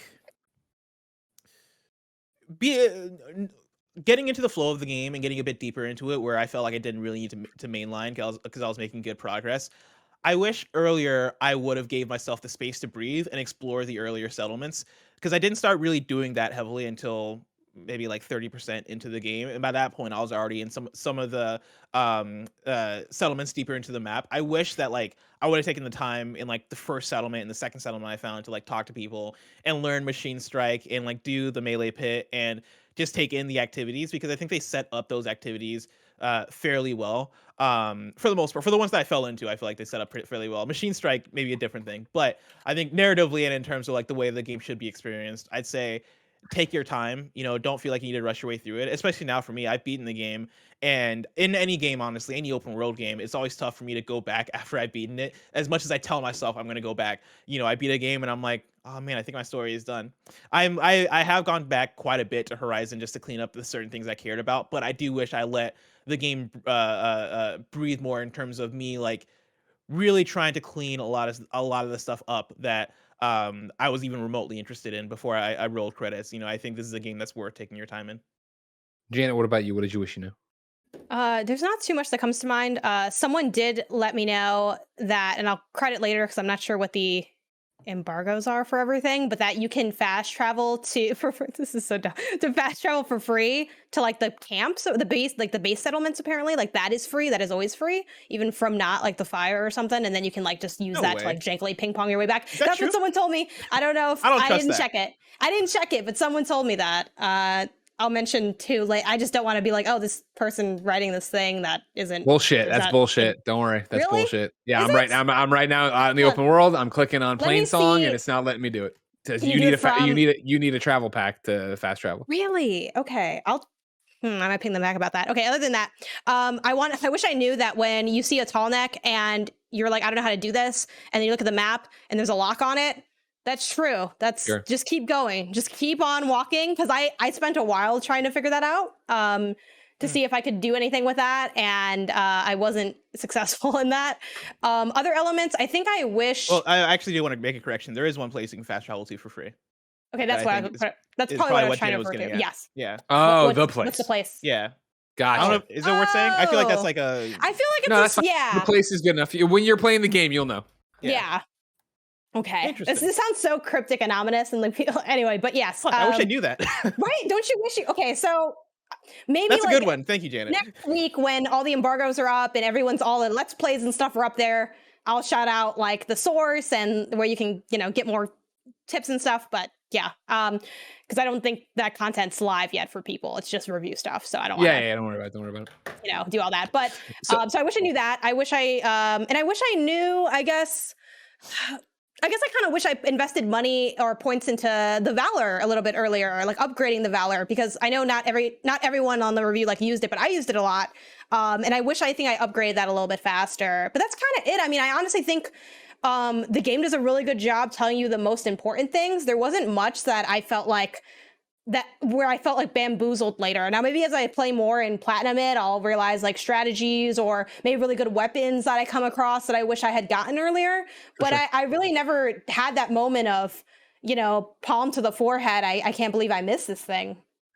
Here's where I want to go then with you, Janet Garcia, the roller skate and gameplay and marathon train. Mike, aka Big Curz, writes in and says, would you all recommend playing Zero Dawn before jumping into Forbidden West, or should someone who dabbled in the first and has limited game times these days just watch a story summary and jump into Forbidden West? In the same vein, Anakin JMT wrote in and said, for Janet, I also played Zero Dawn for the first time this year and I'm working on the platinum. I'm worried about gameplay and combat fatigue playing Forbidden West so soon after Zero Dawn. Where did you come down? You just played Zero Dawn right at the start of the year. Yeah, I loved going straight into the next one. I mean, I did have admittedly at least 2, maybe more weeks off from it where I had finished 2 weeks.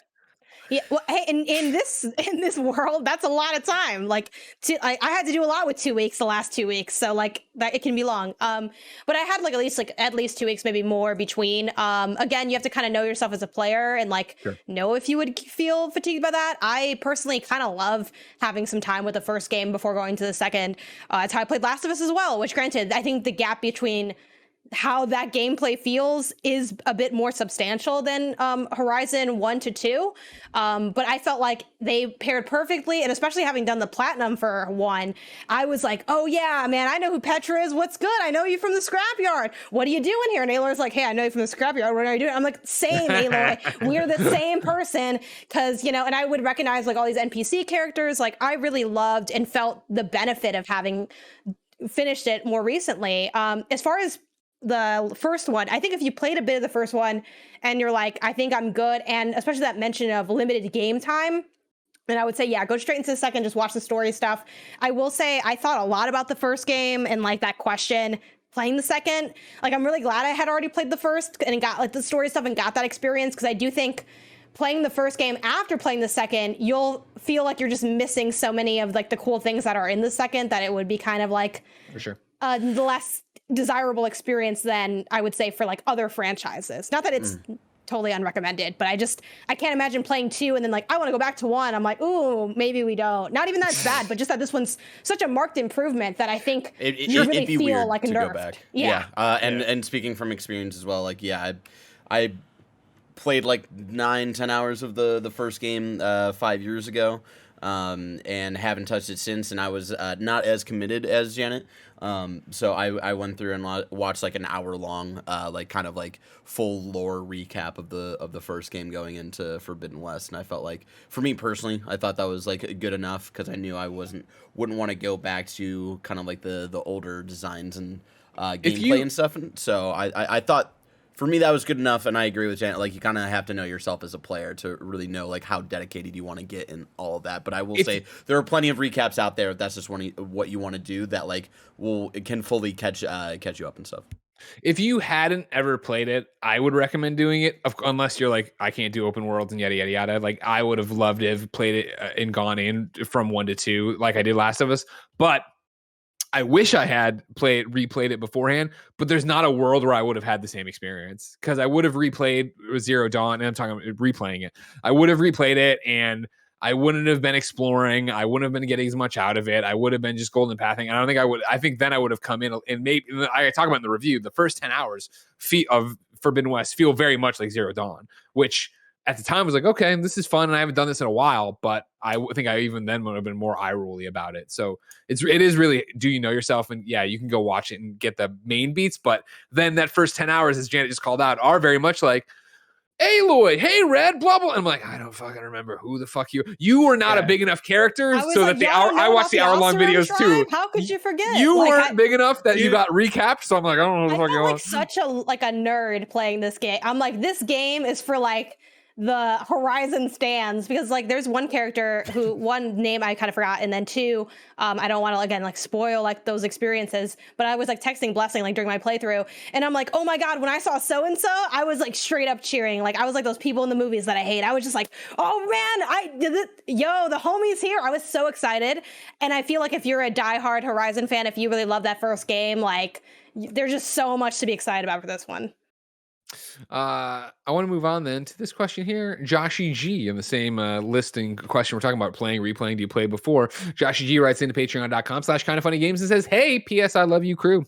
I just finished Horizon Frozen Wilds. I got level 60, almost all the equipment, finished all the side quests. I had previously platinumed the main game. Is there any bonus when starting Forbidden West having a save file from the first game? No. There's nothing. It doesn't read or look for anything, and it doesn't give you anything, Joshy G. You wasted your time. Congratulations. Now get ready to do it all over again. The friends you made along the way. Speaking of doing it all over again, Joshy G continues, is there an in-game explanation for why Aloy is needing to level up again, make equipment, etc.? I was never expecting to go into Forbidden West with gear and levels from the previous game, but some sort of bonus or acknowledgement would be nice. You get a blink and you miss it line of dialogue that explains why she doesn't have all her gear. Really? What is it? Yeah, I think me and Janet might have blinked then because I missed it. Yeah. I mean, I guess it's not spoilery because even if you missed it, right? It's literally early on you run into a character out when you're doing your things, and he makes a reference to like, yeah, you're traveling kind of light these days. She's like, yeah, I lost all my stuff a while back. I ran into bad luck and lost all my shit. It'd be better if you said nothing at all, girl. Yeah, you they should have said kept that to anything. yourself. Okay, here's one thing I will say though. But it doesn't explain, for the record, like you're talking about how you can notch 3 arrows. It doesn't explain how she forgot that technique. That doesn't help. Yeah, they're to the game's credit, and I get like, I don't know, I kind of understand, right? Like this is part of like how games are constructed, but at least they do let you do some things that like used to be skills you had to unlock. Not all. Maybe even not enough, but some. Like you could already like pick up traps you lay down. Like, you still remember how to do that. So at least I'm glad it had something, because I'm like, if you're gonna make me like really go from scratch, like it feels like a remix of the opening mechanically in terms of like what stuff she knows and what she doesn't. But yeah. Yeah, I think the Valor Surge and like the special moves also help make the skill tree not feel like you're retreading the same ground as Horizon Zero Dawn, and so like, and how expansive the skill trees are really does make it feel different. But I did have that question early on. I was like, so why am I back to just? I think the number of new machines too, with like as far as like overriding, where it's like. But that's always a weird thing too, right? Because like you didn't have to get all those overrides in the first game if you didn't like do a completionist run. But it's like kind of a mixed bag in that regard. But. I put into our PS I Love You channel where it happens, when it happens. And it's one of those, it's not a cutscene. It's just like one of the ambient conversations you have wandering. Is it, is it like first 30 minutes? Yeah. I mean, it's like literally as soon as the person I put in there, as soon as that person shows up and you have the conversation. Because I remember them saying something about something, but I didn't remember the exact line of like they say something about something. Yeah, but it was more so like, oh, here's an item that I was like, in my head, I was like, I think I had that item in the last game. Why are you giving the item to me? Yeah, it's like here's the thing that you lost that is anyway, but Dane Hansen has 2 questions. I think we might have kind of tracked on one, but let's get into it. Good morning, Greg, Janet, and Blessing. My first question is to you, Greg. How is the platinum? I found Zero Dawn's platinum pretty accessible with a few challenges, but no trophies tied to game difficulty. I just want to know if this trophy list looks similar and if there's anything I need to beware. Dane, I don't have the platinum yet. Obviously, Janet, I know you have the platinum. Bless, do you have the platinum in Horizon Zero Dawn? I forget. In Zero Dawn, no. Just sit the fuck down and let me and Janet talk about it. God, Forbidden West. God damn it. I got time for that. It's very so there could be something hidden in there. I've gone through and looked at all the hidden trophies and all the ones that I'm still working on, but right now it's still that thing where they're not live on the server, so you have to go offline to look at your trophy list, which is a pain in the butt. And I have the trophies lovely spread across 2 PS5s, so until the server's live publicly, I don't know exactly what I have without moving around. Anyways, though, it all looks like it's just playing. There's no difficulty. Go through and play the game, collect these things, do these things, take over all these machines. It's all about playing the game and playing it thoroughly, which I'm down for and excited for. But I didn't see anything in there that's crazy. I know I've heard other people who are playing talk about, like, I can't remember if it's the melee pits or one of the other challenges, the final thing being really tough. And so that might play into it of like, that's troublesome, but I think it's going to be fine. Probably that pit. Are you going for? Sorry. So I tuned out because you were talking about trophies. So you mentioned the melee pits. Is that what you're talking about? Yeah. How hard is the finale? Was the end really hard for the melee pits? Oh yeah, they are hard. Yeah. But it's the thing of so I hate you guys up about the melee pits during the review process because they're essentially made up of challenges that are basically like, hey, execute these combos, and then they end with you fighting the big boss of the melee pits. And it's not a lot, right? It's not like it's going to take you 10 hours or anything like that to go through all the melee pits. It's like there's 4 of them, maybe 5 of them. But what I realized partway through is that the combo challenges for the melee pits, I think, are kind of broken. They're not presented well. Where it's like, hey, it'll give you like 3 different moves to do. And so it's like press R1, R1, R2 to pull off that combo. Press R2, push forward, then press press R1, push forward, then R2 to like do a special move. And it's stuff like that. And for maybe about 40 minutes, I was struggling with one combo and I could not figure out what I was doing wrong with it until I realized that, like, oh, one of the hits I was supposed to miss on purpose and then do the thing. And like the game doesn't do a good job of illustrating that to you. They just give you the button combos and expect you to execute it the way it wants you to execute it. If you execute it wrong, all it'll say is wrong input and then fade to black and then fade back in and have you try it again over and over again. And that stuff gets really frustrating. And I think it's going to be better for people who might have guides to, like, when they get stuck, they can just look it up and then figure it out. Yeah. But then the actual combat encounters at the end of those challenges can get difficult. Specifically like the last 2, I think, are really hard. And the last one took me like 35 minutes of retrying maybe like 8 times to be clear. Like, I've heard that, and that was just people talking about that. I've just gone through the trophy list at a glance and done the reveal all the hidden trophies. I don't see one that's specifically about the melee pits, but I don't know if there's something like you get a reward at the end of one of the melee pits that then plays into something you have to craft at some point. So it's like, that's always that shit. Yeah. Well, it might not be there. And then you can adjust the difficulty, right, of the game. So theoretically, that's if you true. were just like, I need for the combat like a story stuff mode moment for me. For the combat stuff, you can probably kick it down to story mode. But for the combo execution stuff, that stuff you wouldn't be able to kick down to story mode. But like, honestly, with guides, if you can get a guide, then you'll be fine. And again, I'm not, hold on. I know one of our friends has the platinum. Let me, or is about to. I think he's one trophy. Hey, hold on. I'll ask the next question, then I'll message this person. We'll get it. Sure. Dane asked, "How's the exploration?" I think we've talked a lot about that already. It's love good. it, right? It's fantastic. It's awesome. Way better than the first one. Yeah, I think gliding and climbing changed the game. I will disagree with that. Just with climbing, I think climbing gets in the way a lot, and I'm not. And I want to be clear because I tweeted out about this because I think people were trying to assume that I was comparing it to Breath of the Wild, with like the whole like, oh, climb everywhere, climb on everything. It's like, no, not even that. Really, it's just like the actual feeling and motion of climbing that it feels way too slow. There's a lot of times where I got to make a jump and I try it and I fall and I gotta like get to where I was, try the same jump again, fall, re-get to where I was, try the same jump again, exactly the same way, get it the third time for no other different reason, and it's just like really frustrating, and like it makes me want to pull my hair out at times. That sucks you're having that, because I disagree. I love the climbing, and I love the use of it for traversal puzzles. Of like, I roll up on a place and it's like, all right, clearly it's up at the top of this tower. I got to go get these green shards or whatever, and then figure my way out. And I'm using the grappling hook, that name escapes me right now. And I like the idea of the traversal puzzles for sure, especially like the first tall neck you get to, right? Sure. Like that was like kind of like, I feel like at least my first experience of like, all right, like how do I have to get up here and get hooked up to this guy? And it's like, I liked the idea of the puzzle itself, but then like just the actual action of like climbing through things, I was like, this feels way too long to be getting up here. And it was like, I think I did that tall neck, and then I put the game down for like a week, and then I finally you're like, I'm good. Yeah, and then I finally went back to it like a day or two ago. So that is like the one thing where it's like I really like, I'm not even not comparing it to Breath of the Wild. I'm comparing it to like Uncharted 4, which I just replayed. Like even that feels like more controllable than.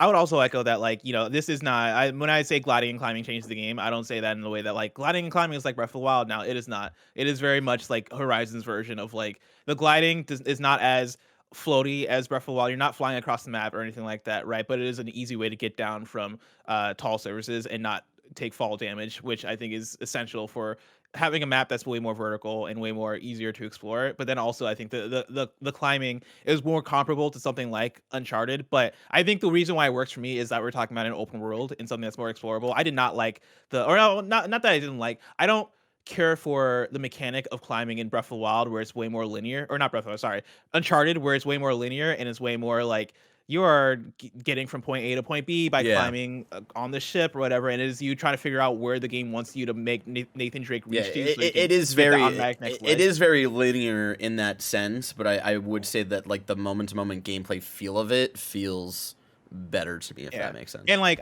the reason why I care for it more in Horizon is because of the openness of it. You just have way more, I guess, like choice and opportunity to go, okay, I want to go here. Okay, cool. The way this world is designed, they have climbing surfaces that make it way easier to get up a mountain, as opposed to just like hopping up it. And I think like quality wise, like Uncharted's climbing, I think feels better because the game is way more, I think, just linear and tailored toward every single climbing surface you grab to. It's half the gameplay, and like shit is breaking around you, and like the clock tower is breaking down and all this shit. Whereas Horizon, it just has way more happening, and so I don't think the climbing is going to feel as good as that. But I think it is in service of the world, and I think for sure in the traversal puzzles and making that stuff feel a bit more dynamic and interesting. The one, the only Cameron Kennedy writes into patreon.com/KindaFunnyGames, says, "Hey crew, I like a lot of the visual customization in the game. I want to look dope. How does the armor compare to the first game? Did you like the designs? How limited did you feel in sticking to a piece for stats? Is there any form of transmog? Thanks, Cameron Kennedy." Janet Garcia, what did you think of the visual customizations in the armors and stuff? I think the armor looked pretty good. I mean, there's some usual suspects. Like I think there's still at least one, if not multiple versions of like the Oseram kind of armor. So like you'll see some stuff. There's also like a Karja kind of armor that you can get as well, which if you've played the first game, it looks very similarly styled, if not the same. I don't have them side by side. I really liked being able to dye stuff. I was like, cool. Yes. Shout out to Ghost of Tsushima. Like, not that it's the only game that lets you dye fabric, but I'm like, okay, this feels like that kind of thing.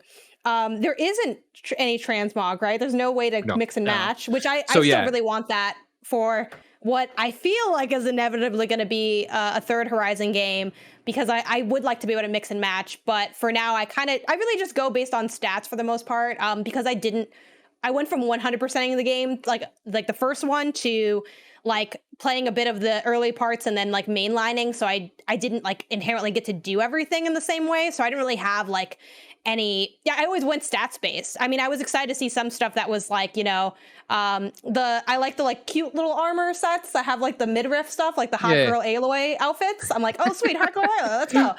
Even if those never have the best stats, so I'm like, I guess I'll wear the Karja one, or the one someone give. They also do a good job, I think, of giving you some good stuff in the main quest, like as far as mainlining goes, where I only had like 1 or 2 armor sets, and I'm like also one of those people that's like, do I want to get this now? I mean, it's just green. I feel like we can Do I find want to something invest better. in this? Let's just start, you know. So there's always that push and pull. If you're not going to do everything on like, what am I spending my money on? What do I want to get my upgrades on? And I like that doing the mainline quest, you got a couple like pretty good armor sets where it's like, I'm like, okay, this one's purple and this one has this stat, so I'm gonna roll with this. But there's still like the mod slots and stuff that you can add stuff to. There's definitely in terms of visual customization, the dye is awesome. It helps so much that I found, you know, I liked, I don't remember this, and Janet, you were there, so you can tell me if I'm wrong. I feel they do a way better job of sorting this time, but I could be wrong, because you can sort now to just have it laid out by your skill trees, which I loved. So it is like, right now it's sorted by, I come in and it's machine master sets, warrior sets, hunter sets, and like, so I'm always running infiltrator. So I have a Nora tracker. I wish I knew that before I start. No, I don't think I ever looked at that. Yeah, so you can sort your shit by a whole bunch of different ways, all your stuff, which I thought was super helpful, and I went in and customized, and then it saves it too. So like my infiltrator, I'm using a Nora tracker thing, and that one, when I went and I could dye it, you know, basically the KindaFunny or Andy Cortez diva stuff, right, where it's hot pink and hot blue, and I'm like, fuck yeah, this is the outfit, and so that's my main outfit all the time because I'm playing infiltrator. But then I have a machine one if I really want to. I could be talking on my ass, but I don't think the stats attached to the outfits are as dramatic as last time. I could totally be wrong about that. But I remember last time I remember being, oh shit, I'm going into this, pause, start, change the thing, go. All right. Now it's that thing of, all right, cool. If I know I'm going to fight a bunch of humans, I'll go put on a hunter outfit. Maybe. I feel like they're more like, this is my opinion on it without actually like checking to make sure if this is like substantiated, but I feel like all the armor sets have more elemental associations with them, especially as you get to like the blue and like the purple tier of like the rarities or whatever. Just because I kind of felt like in the first game, like everything would have like 1 to 2 kind of specialties, like maybe melee and like fire, and then I'd have to like compensate with the mod slots to try to like get the other elements in there to try to make it a more even build. Because for me, I'm like, when I'm out in the wilds, like I just want to be able to like handle any type of elemental thing I'll need to do, and if I can get buffs for that, that's ideal. That's kind of how I operated in the first game, and the same applied to this one. And I just felt like there was more like I felt like I was more likely to come across a suit earlier on that would have like, oh, it has a little bit of a buff for ice and also like this other element, also fire, and also this thing. So I didn't feel as like, I didn't really feel like I was missing out anything by not getting like a bunch of them or swapping them super heavily. Yeah, there's definitely occasions to it, but like I'm in the Nora tracker outfit pretty much the entire game, and that's more of a stealth suit. And even when the jig is up and they see me, it's rare that I go and switch unless I was really. But I say if I'm getting my butt kicked, I guess I'm thinking mainly of the final boss, and like because now like the one time I ran into that big enemy I mentioned in the review. That final boss. Like I didn't hate the final boss. I just thought it was a weird thing to jump the levels that much at a point where it's like, oh, well. Out of nowhere we were, I just felt like it was notably. As somebody who is the correct level fighting that final boss, I loved it. It only took me 2 tries.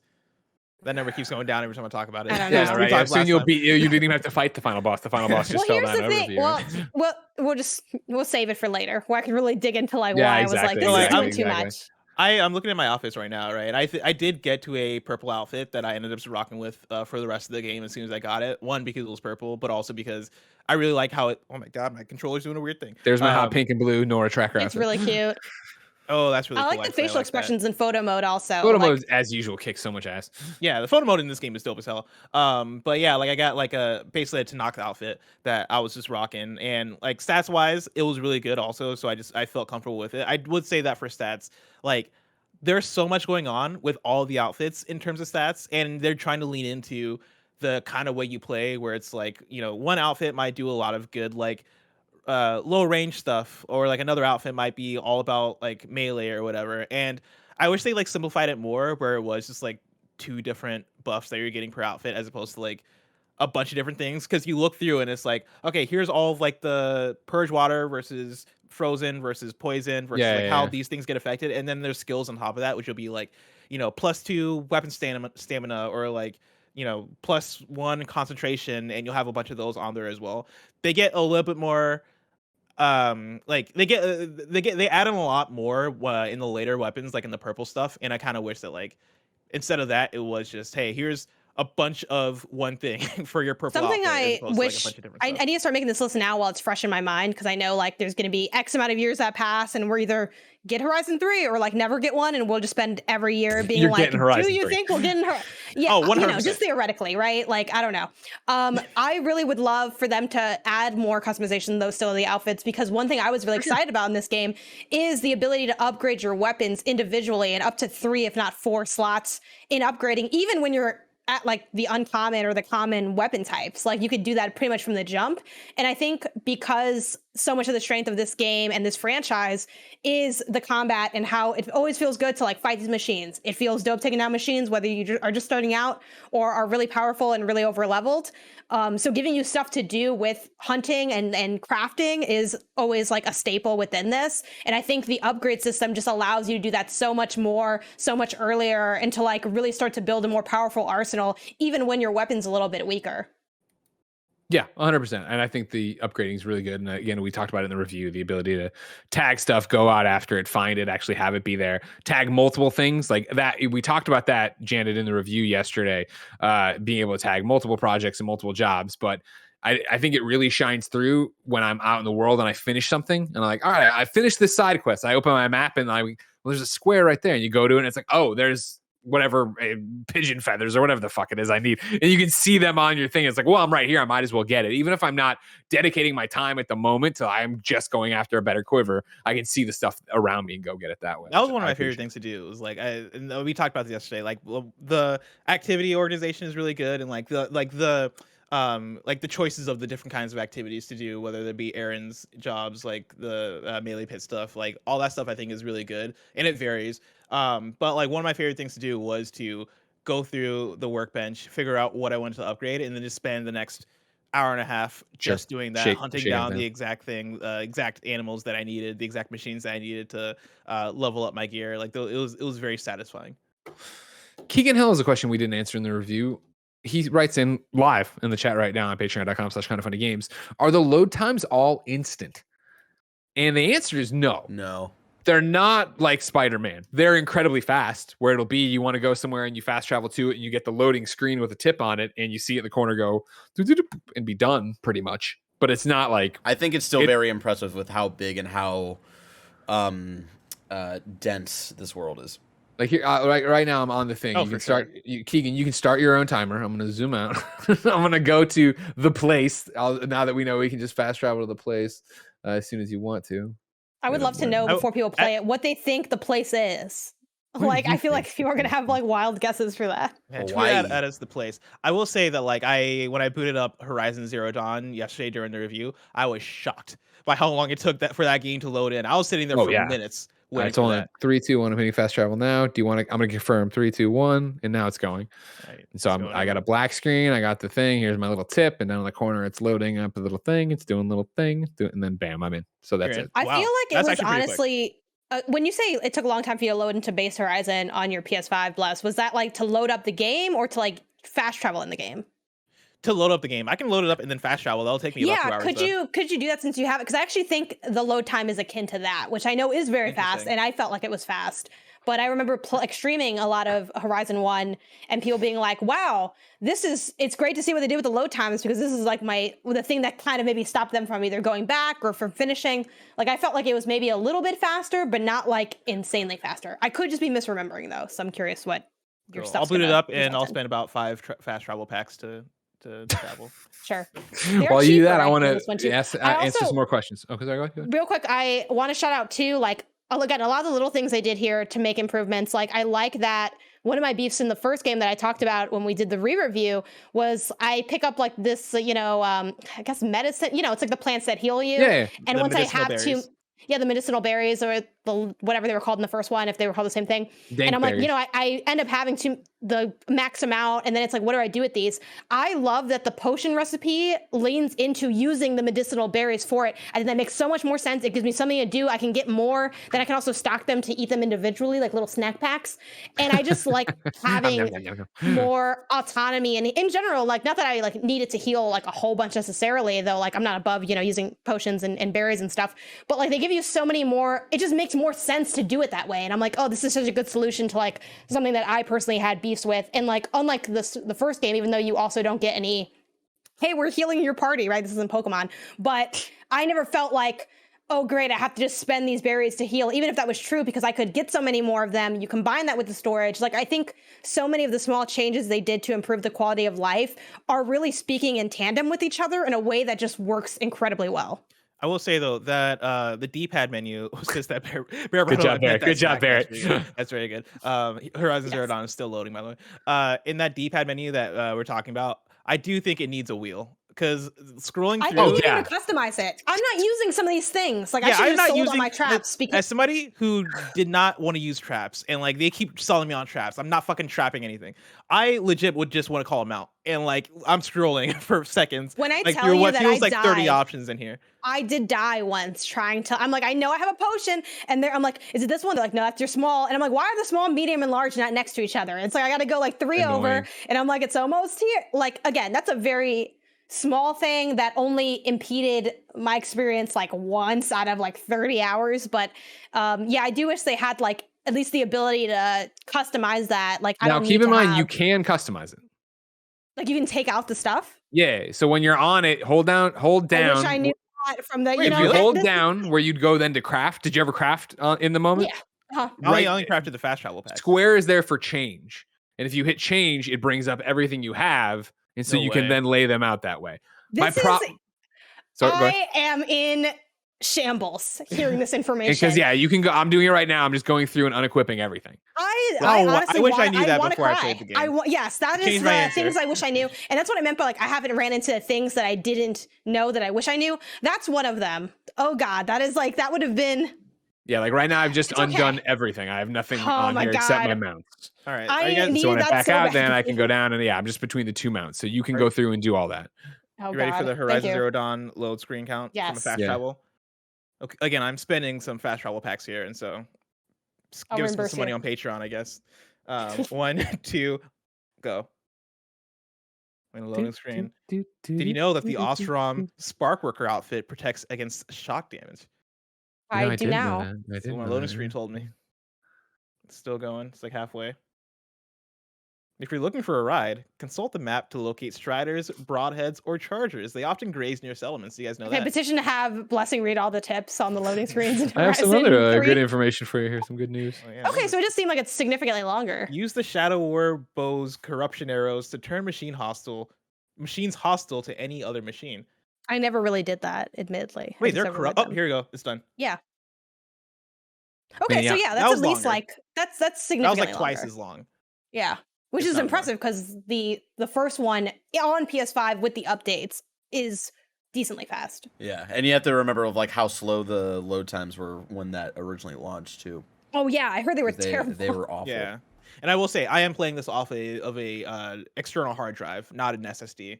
For context, I don't know if the SSD makes the load times quicker, but in case they do, I just redid my whole loadout down there because I haven't done it in forever. Honestly, I just don't use the down thing. I only use the medicinal berry health kits upstairs. Same. It'd be really rare, like the boss fight where I need the potion. Did you guys cook a lot of food? This is like now I'm just asking questions, which is not because I was in sport. They had like the people that sell food. I never talked to them. They got people to go craft and do food stuff. I never did that. No. I got and it's fun. Yeah, my notes are. I have like all these notes that I'll post later when the game's actually out because I don't want to spoil things for people. But I wrote down. You know what other game has cooking? ... Oh, speaking of which, you know in the trailer when they had like the big old elephant guy and then like the people on top of them riding around, I only saw one of those once. Did you guys see that more than once? The elephant dude? I saw him twice, so I thought there was some other mission he ran into. Yeah, okay. I feel like I wasn't there that often. But what's I found more interesting, and I guess this is spoilers for things that don't happen. So whatever you want to do, ladies and gentlemen. When we got that vertical slice, remember where we went to San Francisco for the first time, and Aaron's like, "But I found the thing you sent me for." None of that's in the game. Yeah. That's not a mission. That's a really good point. Yeah, you open the thing and it shows the United States. That was just a vertical slice they made for that demo. I got to that, I got San Francisco, right? That's not a spoiler because that's in there. No. I'm like, I got to San Francisco, and I'm like, I thought to myself, I'm at the trailer stuff, and then it just didn't help. I mean, there was like cool stuff that happened there, like combat wise. Like I had good, I had a good experience in San Francisco, in the game, but it didn't happen. So. I just thought it was interesting. I Yeah, don't you know. see stuff get cut out, like, well, not even cut out of the game. Probably that was always designed just to be, here's what the Maybe game could it's be like, like. we talk to each other for like the development, but also like, what if we just threw in a random mislead for no reason? They don't want to spoil anything. I respect it. Yeah. PDX Joel's not in V-Man. this, so it's crazy. PDX V-Man writes into patreon.com/kindafunnygames and says, I assumed it won't be based off so many champions of it in the industry, but will this game get overshadowed for Game of the Year? I'm sure it will be nominated, but is that as far as it goes? With games like Elden Ring, God of War, probably not out. Breath of the Wild 2 definitely will be out. It will not be out, PDX, man. And obviously the front runner for Game of the Year, Kirby. Do you think this game can hang on in serious Not full contention? mode. Obviously, Kirby no is a game really is good one, bro. guaranteed to be amazing, but if these games come out and live up to the predecessor, will Horizon 2 be overshadowed? Yes. I talked about this a bit. Not this specifically, but I talked about a bit on KFGD with Tim as we are doing the review roundup about our review scale and how like we gave it an amazing, right, being a 5 out of 5, and that's not me saying it's perfect, that's not me saying it's flawless, that's not even me saying it's masterpiece, which like, I think we equate masterpiece with like a IGN 10 out of 10 For sure. kind of thing. Horizon Forbidden West for me isn't necessarily a 10 out of 10. It's more Correct. it is more like a 9 out of 10 for me. And I think with that, if we're in a year where we're getting 10 out of 10 games, yes, I can see it getting overshadowed for a Game of the Year. Like I think it really just comes down on how competitive is this year. And so far, it seems like it's going to be a competitive year. If this game came out last year, I think this would be a front runner. I think it'd be an easy Game of the Year contender, and it might sweep for Game of the Year last year. This year, I think it has way more competition, and I don't think it's an easy conversation in terms of is Horizon going to be the Game of the Year. I had the same feeling. Like, I think this is going to sound harsh, but I don't know, brace yourself.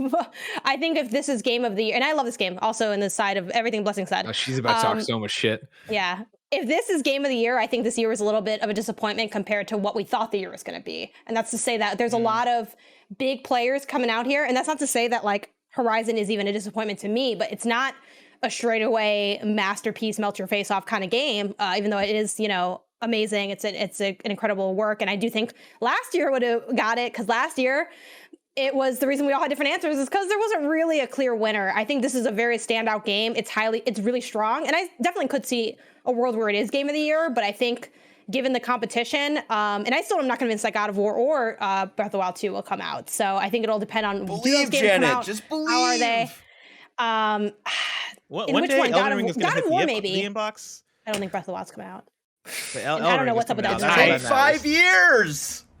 I agree with you guys that I think something will overshadow this. Yeah. This is a great game. This is an amazing game. I think you can't look at the technical fidelity of how much fun it is to play, et cetera, and not be like, man, this is a great thing. But I do think that, like, again, we went through and we had a whole bunch of critiques and things that should have been different, or we would have liked to have seen different in the way the story is at the end. And yeah, I think there'll be games that don't have those critiques against them, and probably are smaller experiences and are a more tight product that go through and deliver on it. I think that'll be it. Like for me, it's my Game of the Year now isn't as clear, right? Because before this, I would have said that Sifu is my Game of the Year contender, right? So far, and that's being at the beginning of February, which I know isn't like a really impressive thing to say. But even now, after playing Horizon, I'm like, cool. I don't know which is gonna be my Game of the Year at this point, right? I don't know what like I think both of them are. I put them for me at like the top of like, yeah, I love this game as much as I can love this game. And it's not an easy decision for me anymore. One thing I'll tackle, I think more. I don't want to.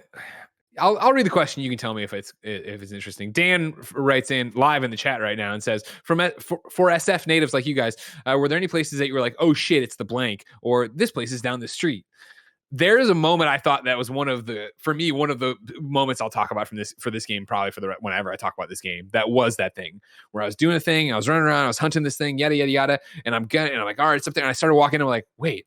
And I looked around, I'm like, oh my God, I'm at this place. That's awesome. And then we talked about it in the review, the lookout points, the viewpoints or whatever, and how I am dog shit at them. You find it, you got to line up the image. I just have not been able to get many of them done.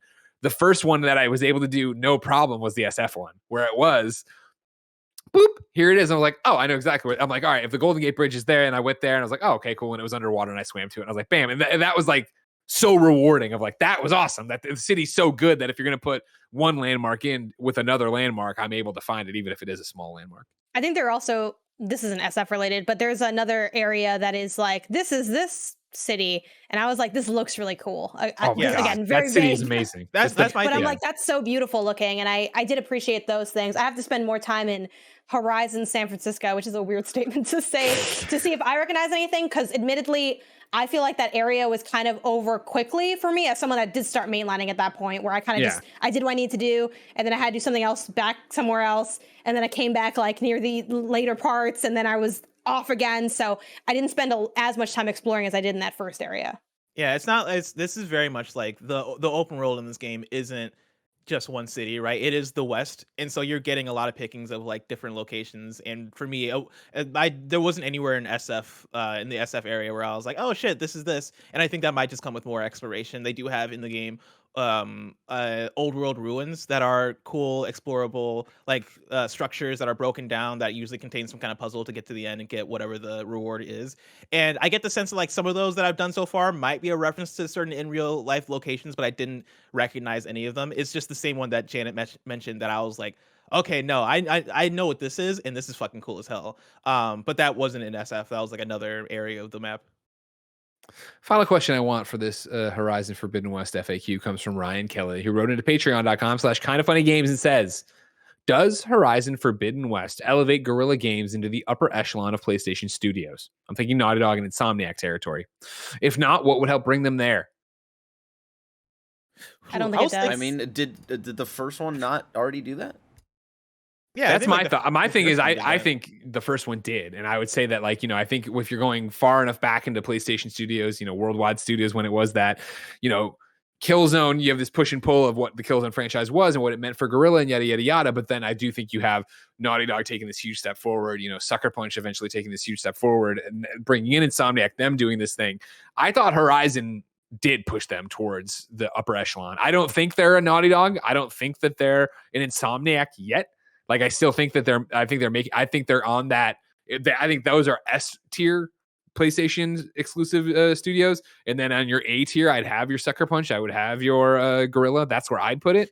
But see, I could be wrong. I disagree. I think on that S tier, I'll probably put Naughty Dog and Sony Santa Monica, and then right below that. I wasn't giving you a comprehensive list. Sorry, I don't mean to disrespect. Sony Santa Monica, B tier. Get the fuck out of here, Corey Barlow. How fucking dare you do that to Sony Santa Monica? Word, that's still the thing.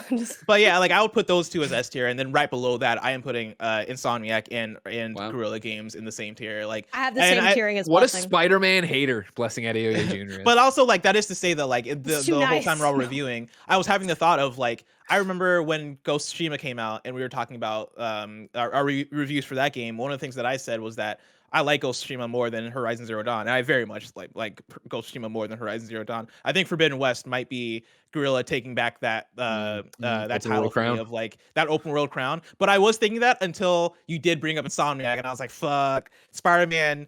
Whatchamacallit, 2018, the Spider-Man remaster, the original Spider-Man, might still have that for me. But it's the thing of, I put Insomniac, Guerrilla, and Sucker Punch all in that place of like making dope ass 9 out of 10 games, whereas like Sony Santa Monica and Naughty Dog, I think, are at the place where they can consistently put out 10s. And consistently might be weird for Sony Santa Monica because they've only done 2018, but like, I imagine, I don't doubt that maybe they can repeat the same success with the next game.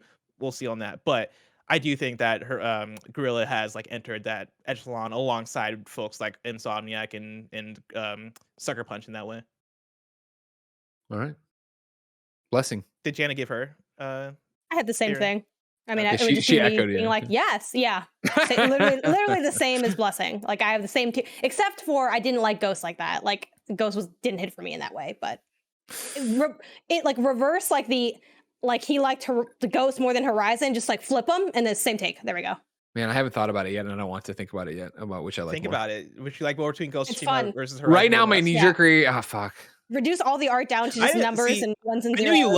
I knew you loved Ghost. I didn't realize you loved Ghost this much. Because playing Horizon Forbidden West, I'm like, this is easy. Next week at the Vita birthday party, get a drink at me and ask me, and I'll give you an answer. I need to think about it, all right? How much are we drinking at that also? Oh my God, Janet, tell Isaiah just to fucking get out of the way. You know what I mean? I mean, here's the thing. It's also at 11:30 on a Tuesday, Janet. So I don't understand why I think we this have is coming to Gamescast play. later that day. Yeah, we and do. it will be a banger Gamescast. All right, don't worry about it. Blessing, of course, this has been our Horizon FAQ, but I still want to give the traditional PlayStation updates and PlayStation picks. You can do them at light speed if you like. Sick. Yeah, I'll do them at light speed because there's not really much to dig into here. The first one here is Spider-Man Miles Morales has become Sony's third biggest title after God of War. I'm gonna pull real quick from MD. In your face, Bless, you hater. This is such funny timing. I'm gonna pull from MD at Dual Shockers, who says, according to a new report by NPD Group, Spider-Man Miles Morales is now the third biggest title published by Sony in the United States by revenue. The first title still remains to be Spider-Man Miles Morales' elder brother, Spider-Man, while we have God of War in second place. And then just a few tidbits here, not from MD, me adding more context, right? As of July 18th, 2021, the game had sold over 6.5 million copies, which means that it's seemingly sold a lot more since then, which makes sense because it's been in the top 10. And then also Horizon Zero Dawn has sold 20 million copies. Wanted to throw that in there as well because that was included in the MPD. But does this Miles Morales thing shock you guys? The third behind God of War. I think it doesn't shock us because every month on KFGD, right, we run through NPD and you've been seeing it build and build for so long and we know it. I think it's in the grand scheme, if you would have said this in the beginning, I'd be like, oh man, really? Like that's awesome. Like a smaller Spider-Man title, this interstitial, yada yada. I think it's awesome. I think it shows the power of it. I think it shows what a smart deal it was to lock in Spider-Man as an exclusive property for PlayStation, let alone the fact that they then bought Insomniac. Like I think at the launch of Spider-Man, it would have been crazy to say that. And now you're here, it's like, yep, that makes sense.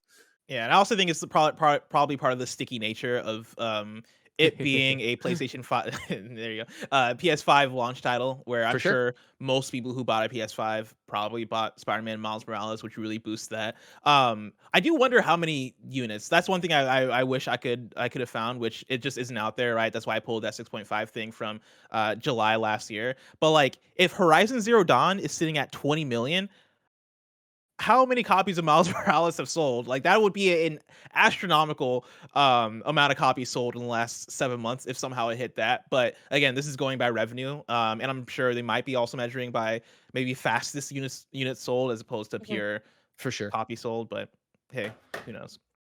The other PlayStation update I have for you is it starts with the question: do you want an Until Dawn remake? I asked that because over on The Gamer, Joshua Henry writes an article titled "Until Dawn Remake Could Be in the Works at Supermassive Games."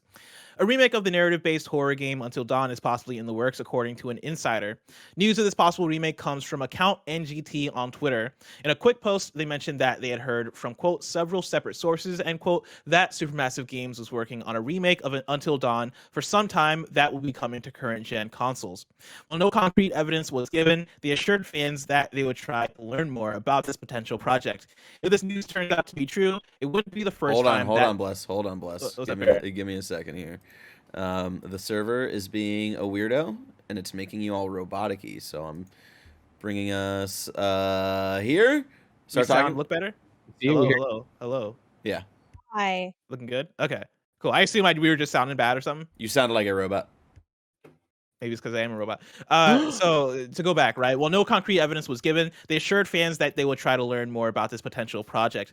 If this news turns out to be true, it wouldn't be the first time that this account has leaked legit information. Back in December, they tweeted out a still from the Star Wars Eclipse reveal trailer a whole week before it was revealed at the Game Awards. And that is the thing I want to start off with, because like, I think this whole news story is one that you take with a grain of salt, because it is me pulling from a source that is pulling from another source that is quote unquote an insider, but is an account that just happens to have leaked previous information. But with that being said, like, do you guys buy it? And also, do you guys want an Until Dawn remake?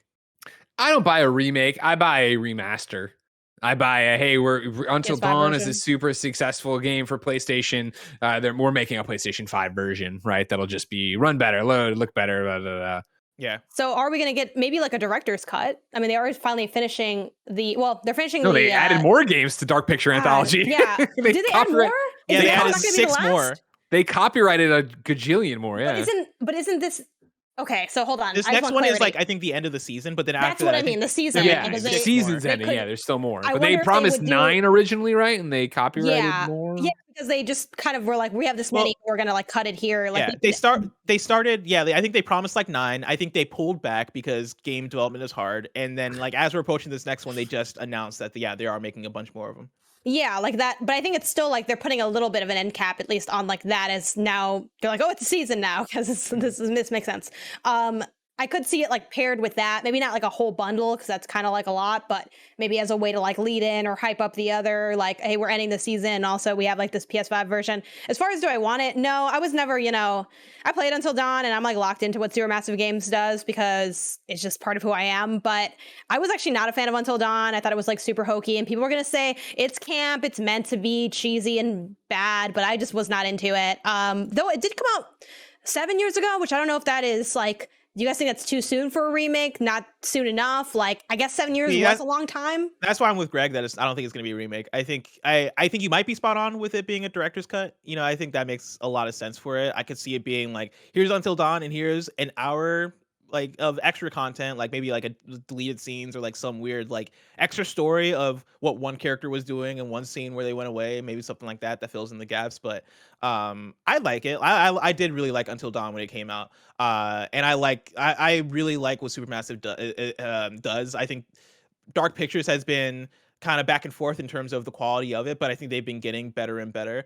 But with that, I wouldn't mind them revisiting Until Dawn, because like that is probably their most successful title and like their most popular game that many people love and probably want to see come back in some form.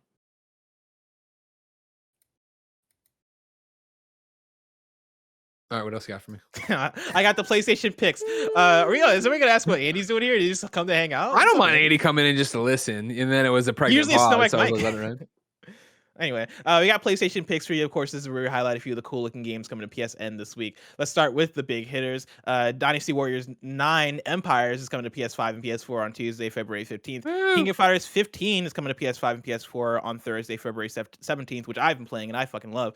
And then Horizon Forbidden West, of course, is coming to PS5 and PS4 Friday, February 18th. I have just one PlayStation pick for you. It is Infernax. That is coming to PS5 and PS4 Monday, February 14th. Yesterday, if you're listening to this on Tuesday, earlier this week if you're listening to it later.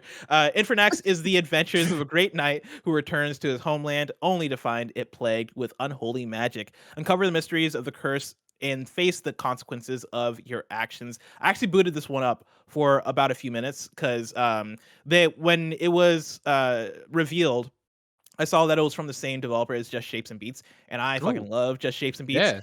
Yeah, and so like I was like, shoot, I want to see what they're doing. This game seems more along the lines of like a Castlevania-inspired 2D action RPG, where you can kind of make choices and I'll determine your ending. And it seems very gruesome in the gruesome and bloody in a lot of the action as well, which I thought was really cool. But I didn't play much of it just because there's so many other games to jump into. But taking a peek into it, it seems like a cool game. It seems like a really nice thing if you're into that type of 2D action RPG game. If you want something that'll give you the Castlevania-like experience, I think I recommend this one. So there you have it. Ladies and gentlemen, that's another episode of PS I Love You, XOXO. I said to someone's question earlier about the plat, I asked about the melee pits, and I would hit somebody up who I know who's very close to the plat. The answer I got back is no, I don't think they're tied to it, but they're super easy. So you're just bad, Blessing. You're just bad at the melee pits. Wait, I don't believe that person. They're not super easy. Hey, man, that's Gerard the completionist for you, all right? That's what I'm going to say. I'm going to hit up Gerard. Gerard the completionist called you a bad gamer. Bad gamer! Gerard the completionist is like, that man is like the Super Saiyan 4 of like fucking gamers, where he plays everything and he completes everything. Yeah, no, like I'm not gonna go by Gerard's barometer of what's easy or what's not. If Gerard, let me know when Gerard says something's too hard, because I'm just gonna like just throw the console away, because I don't want anything to do with whatever Gerard thinks is too hard. If you like this episode of PS I Love You XOXO, ladies and gentlemen, head over to patreon.com/KindaFunnyGames, where it will continue. We're doing a post show over there, and then of course on normal weeks you could watch us record the show live. You can get the show ad free. You can get it with the exclusive post show. You get all those benefits for Gamescast, XCast, you name it. In the game side, we got it over there. However, if you have no bucks tossed our way, no big deal. YouTube.com/KindaFunnyGames, RoosterTeeth.com, and podcast services around the globe each and every Tuesday morning. Remember, a special episode next week, the 22nd. We are doing it live. The PlayStation Vita's 10th birthday will be live and straight to you. Twitch.tv/KindaFunnyGames, 11 a.m. right after Games Daily. You got to dress to the nines. It's fancy dress required. Bring your own cake, bring your own drinks, and your PlayStation Vita memories. Of course, go tell me your PlayStation Vita memories and favorite games and stories over on patreon.com/KindaFunnyGames to be included for next week's episode. For now, we have a post show to do. But until next time, it's been our pleasure to serve you.